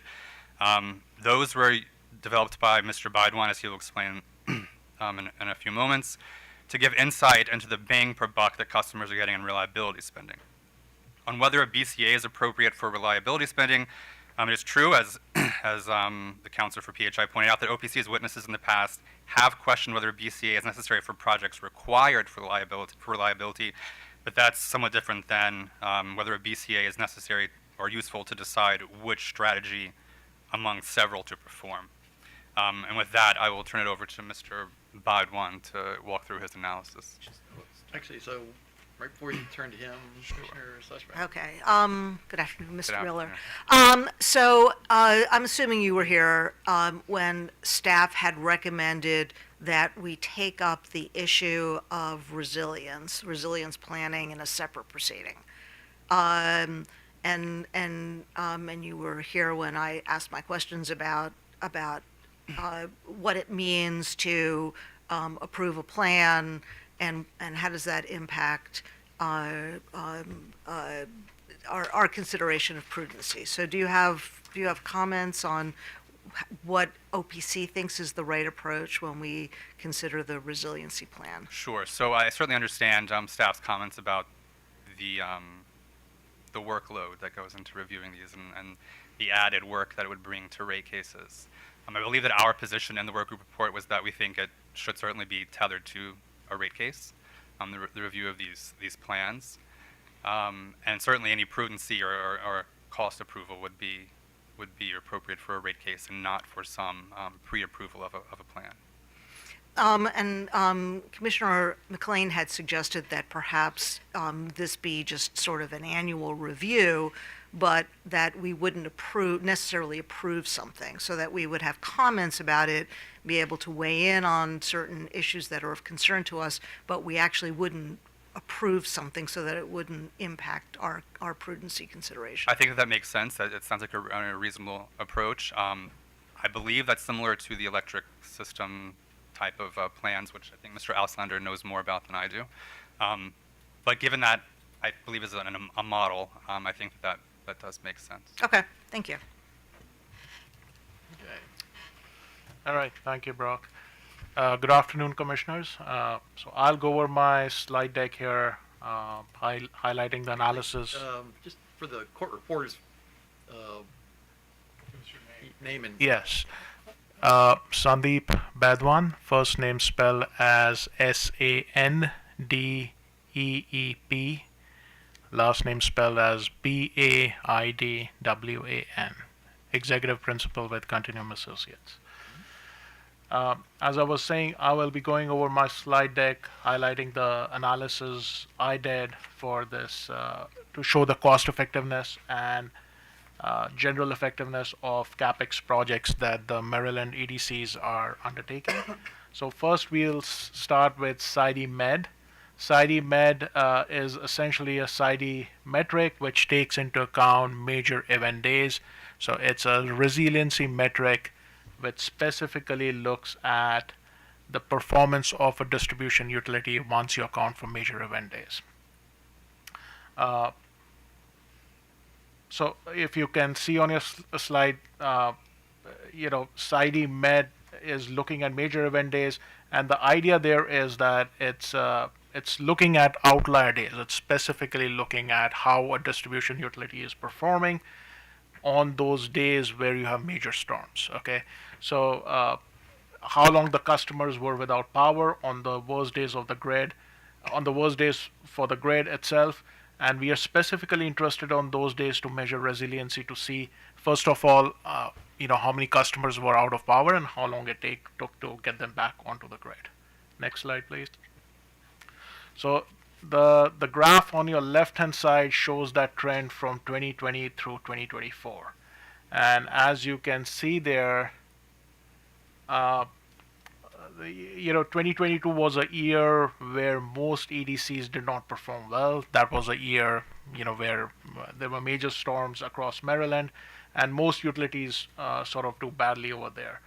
And when you look at the table on the right-hand side, you will see that the performance of three out of 5 utilities when measured on SIDE-MED actually deteriorates over that 5-year period.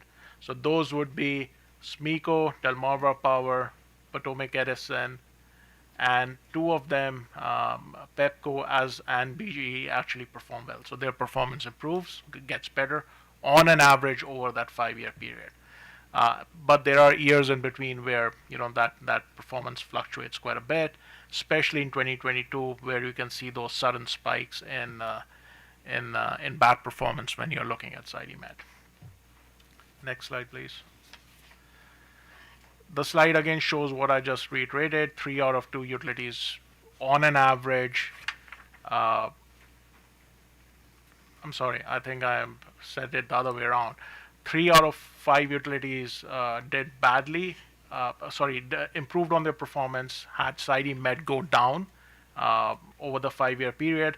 The other 2 did actually badly. The metric SIDE-MED went up over that period.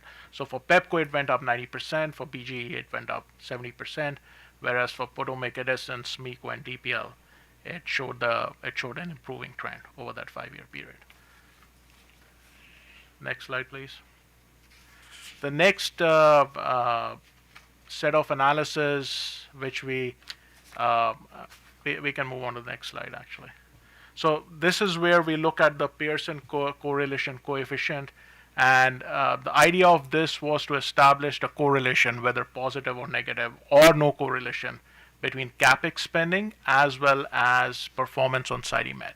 So essentially what we looked at was, how are the EDC spending their CapEx spending over a 5-year period, and what correlation is it showing in terms of their performance on a resiliency metric, which is SIDE-MED.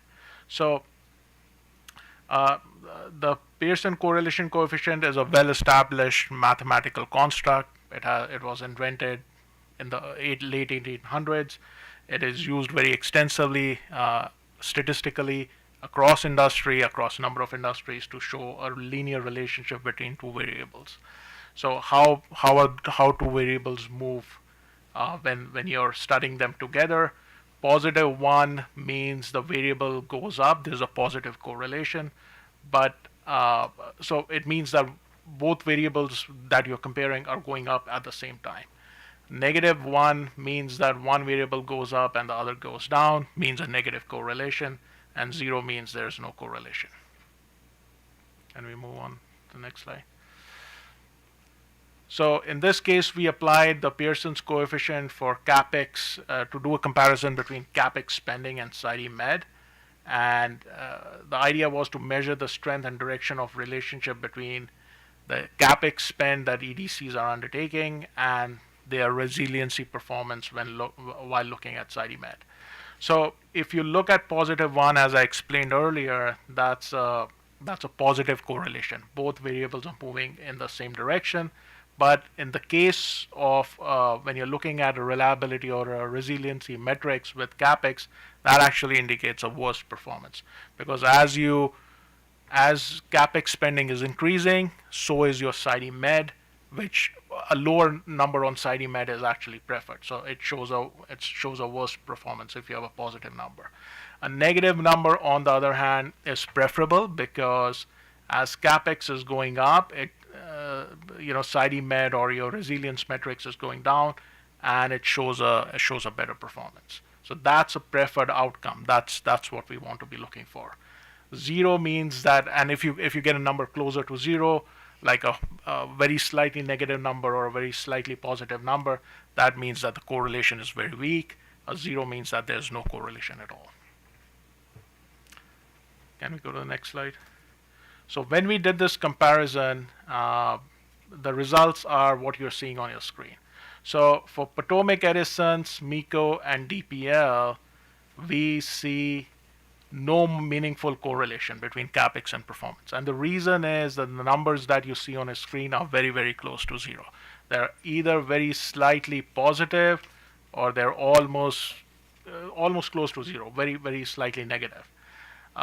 do see a stronger positive correlation with Pepco and BGE. So what that means is as their CapEx spend went up, they actually they did worse on their SIDE Med resiliency metric.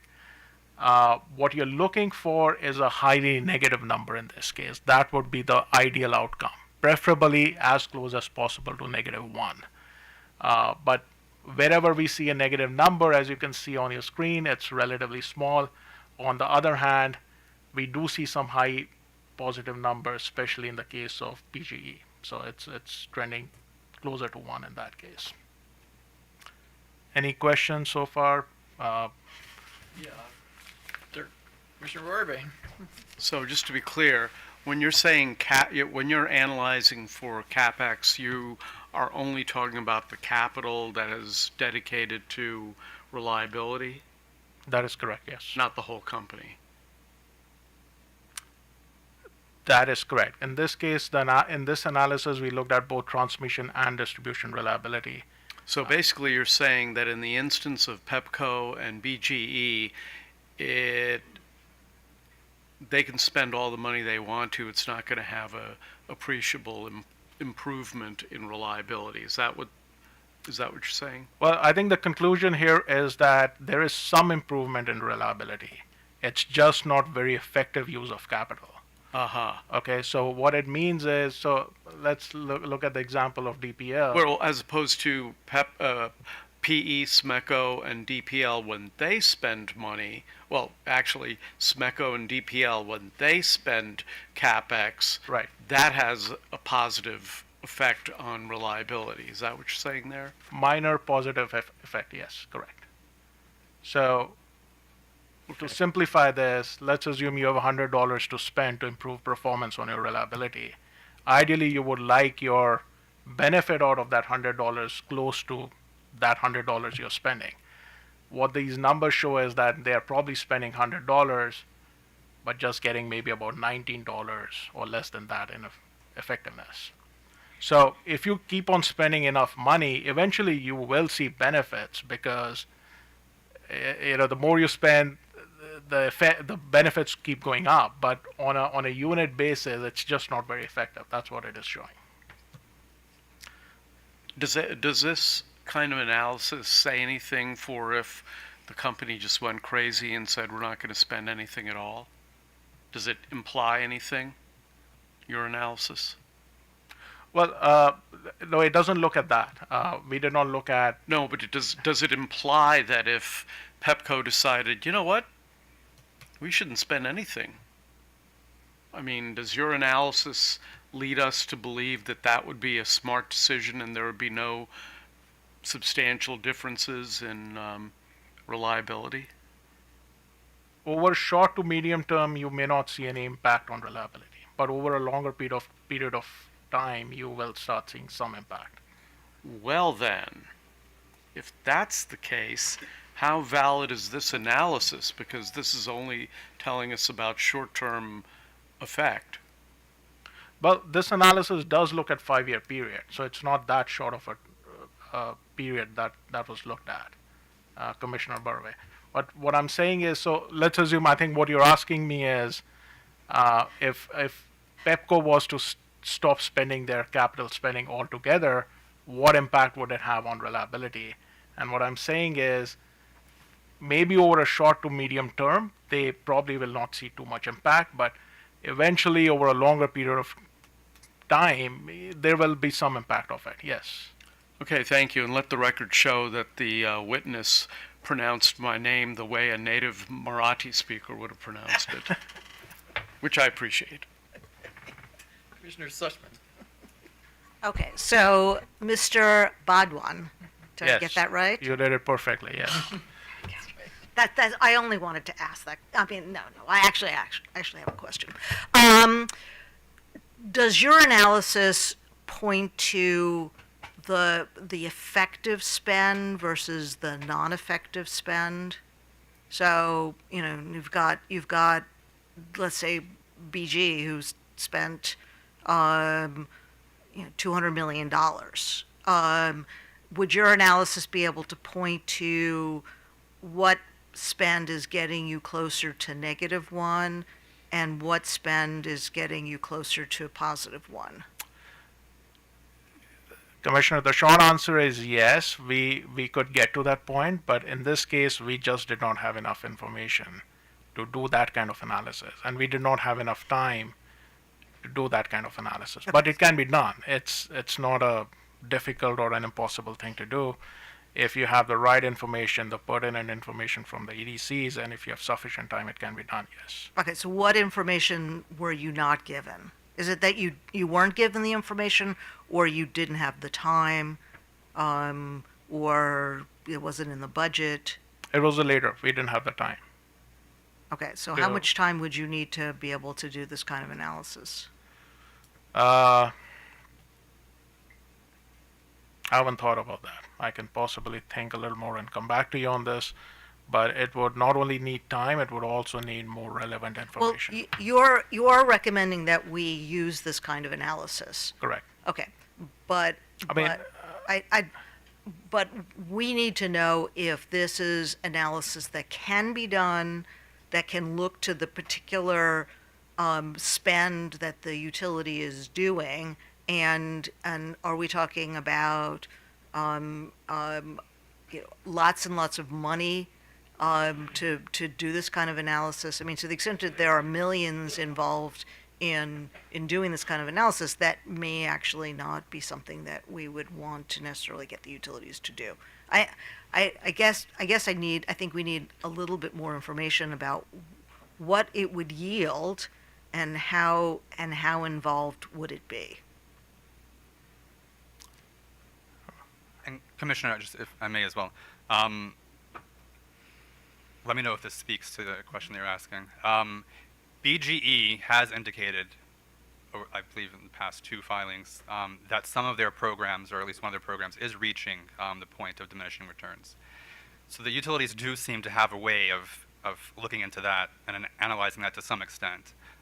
SMECO, I think, also has indicated that, and in response to DRs, I believe that PHI said they do have a method for being able to determine when their programs are reaching some sort of diminishing returns. Right, and that's actually, I mean, to the extent that we have a tool that can look to the specific programs and be able to analyze, does this program result in a positive for reliability performance, and then does this result in a negative? That would be a very valuable tool. I guess the question is, can this be used as that kind of tool, and does it involve a high amount of spend? Because that's something that we'd want to avoid as well. And I'm not sure how that's not anything that you've done analysis on. Right. We specifically did not look at individual projects and try to determine if they have a positive or a negative impact on reliability. Okay. In my opinion, an exercise like this is not very expensive. It's certainly not millions of dollars. I don't believe so. Okay. But it may be something that we may not be able to do at the moment, but it sounds like something that's worth exploring. So perhaps this can come up. I mean, this process isn't going away, and it's going to continue to evolve. It sounds like to the extent that we have tools available that can actually look at individual programs and look to see their reliability benefits as opposed to the program as a whole. That sounds like something that would be of use. So Yes. maybe this is something I sort of encourage you to look a little more and perhaps engage with the utilities about having something like this sort of going forward. Thank you. Mr. McLean. Good afternoon, sir. Good to see you again. Commissioner. How do you respond to some of the comments made by PHI's counsel on this particular issue? And I'm sure he'll run up here if I get them wrong.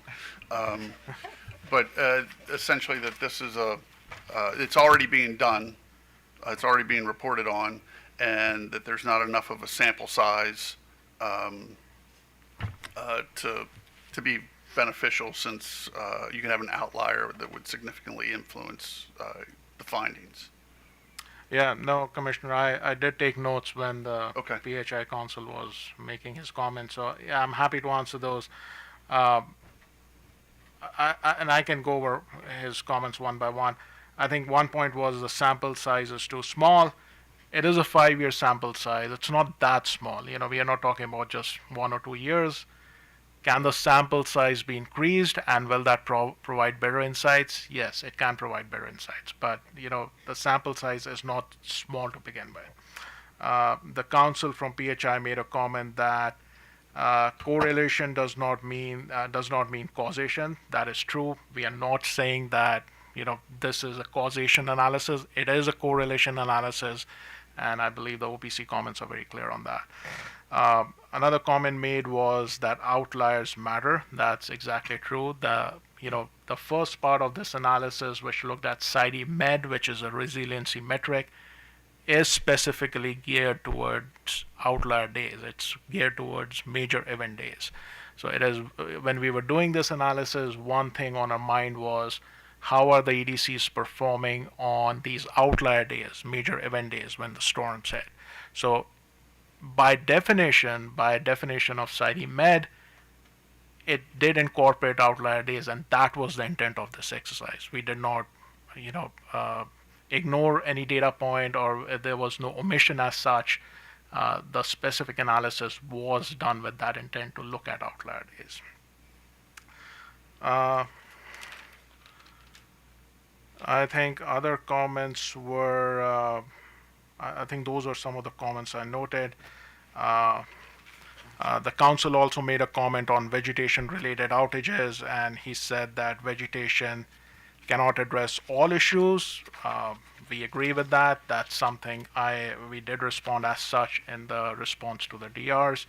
I don't think vegetation management is a solution to all problems here, but it is a very cost-effective solution. So if it's a cost-effective solution and it can be prioritized, that would help Maryland ratepayers. All right, we'll jump into vegetation management. I know you hadn't addressed that Sure. yet. What's OPC recommending that the utilities aren't doing already in terms of vegetation management? Well, I think one thing that can be looked at is how to make vegetation management more effective. So, for instance, currently Maryland EDCs are on a 4-year or a 5-year vegetation management cycle. Maybe you can have a shorter, more targeted vegetation management cycle, which can be more effective. So those were some of the recommendations we would consider making. Oh, yeah, go ahead, Commissioner Barbe. Yeah, but if they did the vegetation cycle more frequently, that would drive up costs, which I'm sure the People's Council probably wouldn't be thrilled with. That is true, but I think that there's a distinction between operating an O&M cost and a CapEx cost, where one is yields a return to the utility and the other is, compensated by the ratepayers. So if there's a vegetation management solution as an O&M solution that is able to defer a CapEx project, that's preferable, I would think, from a ratepayer perspective. Okay. Do you have any response, though, to the argument that PHI council made that really we're running out of trees to cut because they're on adjoining properties that we don't, they're on non-right-of-way properties? Do you have a response to that? So I've not seen the data that shows that to be the case. I don't disbelieve, PHI's counsel, and that if that is the case, it may be something we need to consider moving forward in how we address that specific issue. So a couple questions on the SAIDI Med metric. One of the contentions made by the utilities was that nobody is using this in the country. I mean, are you aware of any commission that's incorporated this or considered this or used this as part of their reliability metrics? You want And, I mean, either one, it doesn't matter. So. Sure. So as far as a required metric with actionable targets, no, I'm not aware of any. Staff does, as PHI mentioned, staff calculates it as part of this proceeding, and they report on it as well. But as you know, the area of resiliency is really in flux. The IEEE and the EPRI are dealing with trying to develop some sort of better metrics. That's why we only recommended the utilities reporting it, not setting specific targets that are actionable under SITEMED. Okay, and on the part of your presentation where you had the two charts, one with the lines and then the other reporting the results, one of the things that struck me was that the wide variance in the numbers. And is that just the nature of this statistic that you're going to get those kind of results? Because usually when we see these metrics, they trend in a certain direction, but there's not a lot of volatility. This one seems to be pretty volatile. All right. And that's an indication that the system is not very resilient. You would ideally like to see a flat line there or close to a flat line. But just the fact that it's varying all over the place, especially if you look at 2002 numbers when there were major storms, there's a sudden spike, and the spike is major in at least one or two cases. That's not a good thing. Ideally you would like it's much more flat line, much more stable, and that's an indication of good resilient system. What that means is that Maryland ratepayers, even if there's a major storm, they're not losing their power, or they're getting their power back relatively quickly. And to answer your question directly, Chairman Hoover, it should not be that unstable. That's the point of this discussion. Okay.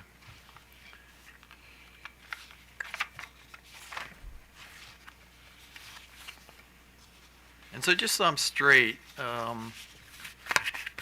you're advocating that we incorporate this metric as part of the reporting requirements, but not necessarily link it to some actions related to that. Because the other metrics, when you don't meet them, certain things have to happen, correction action plans and things like that. So you're saying at this point, not do that with this metric. At this point, keep an open mind, see how the IEEE develops, if there's other metrics that develop around resiliency. But just now, so they have some sort of benchmark to follow, that would be our recommendation. I see. Okay. Anybody else? Okay. So anything else? Wait, I'm still not. No, go ahead. All right, then go right ahead. So. All right. So the other part of the analysis, which is actually Exhibit B in the OPC's filed comments, looks at a Pearson's coefficient, similar trend between CapEx spending and avoided outages. So it looks at a couple of more things, which we'll get into more detail. But let's talk about CapEx spend and avoided outages. Next slide, please. So we developed some new metric, and I want to be clear that these metric were not developed as a recommendation to the commission to be implemented as a reportable thing. These are metrics just developed for this analysis. So we first developed a CapEx per customer affected. Customer affected is an EDC customer affected by outages, for instance. We are not looking at only major storms. We are looking at all outages in this case, major, minor storms, everything. And then we determined a CapEx per interruption avoided per customer affected. So going slightly deeper. And essentially what we did was that CapEx number was normalized based on the number of customers affected. And it was important to do it that way so that each EDC is being compared on the same base. Now, Maryland EDCs, they have different footprints, they have different types of customers, different number of customers. There's a variety in the type of network they have, versus, urban versus rural, forested versus urban, those kind of things. So we had to normalize it based on number of customers affected, and that's how we did it. Next slide, please. So when you do a Pearson's coefficient correlation between CapEx spend and cost per interruption avoided per customer affected, those are the results you see. So again, as I explained earlier, negative is good, positive not so good. We do see some negative numbers, so you can see Pepco and PE, their performance is similar. Slightly negative, lower negative numbers. BGE is very, very small correlation, very slightly negative. And then you have SMECO and DPL, which have higher positive correlation. So in case of SMECO and DPL, what the mathematical analysis shows is higher capex spending is not necessarily helping in the case of interruptions avoided. So in case of Pepco, PE, and BGE, there is a positive impact there. PE has the highest positive impact. It's also driven by their lower capital cost, so that's having a role there. But that's followed by Pepco, and then BGE. BGE has a very, very small positive relationship there. Next slide, please. And then we did a similar analysis. So previous slide was based on outages avoided. This is based on outage minutes avoided. Okay, so how many minutes or hours is a customer out without power? So that's what we are looking at. So in this case, again, we do see some positive results. BGE has a higher positive number, as you can see, followed by DPL, followed by Pepco. SMECO doesn't do as well. PE actually does pretty badly. Their number is almost trending close to 0, close to 1. So those were the results when we look at capex trend correlated with cost per outage minute avoided per customer affected. I know this can be confusing, especially if you took a statistics class long time ago, but I'm happy to answer any questions that you may have. Well, I took 4 statistics courses in the 70s. I don't think statistics has changed that much in the interim. No, not at all.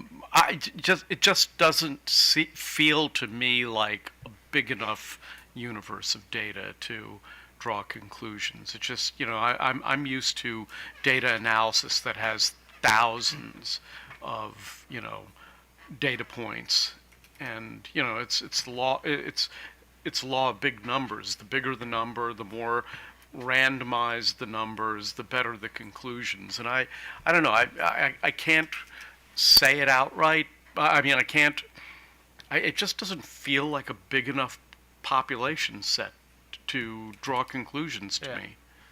I mean, no, Commissioner Burway, I think, in this case, I don't think you can have thousands of data points because we are not tracking it for that many years at all. But yeah, I think there is some benefit to be had by looking at a longer period. I think that would provide better insights for sure. I think the way to look at this analysis is that we are looking at a 5-year period, and we are making our conclusions based on that 5-year period. But yeah, looking at a longer period, I think it can provide more insights. Thank you. Oh. I'm good. Okay. All right, go ahead. No, there's a recommendation slide. So I think we have covered a number of these things, but I'll reiterate it. I think what the OPC is recommending is that EDCs report and track SIDE-MED. It's a resilience metric. I think the point there is that most Maryland EDCs are doing very well on their reliability metric, and SIDE-MED is a measure of reliability or resilience during those major event days when customers are impacted the most. So that's, if you're a Maryland ratepayer and you lose power when there's a major storm, you most likely need that power most during those days. So that's the basis of that recommendation, the first bullet point.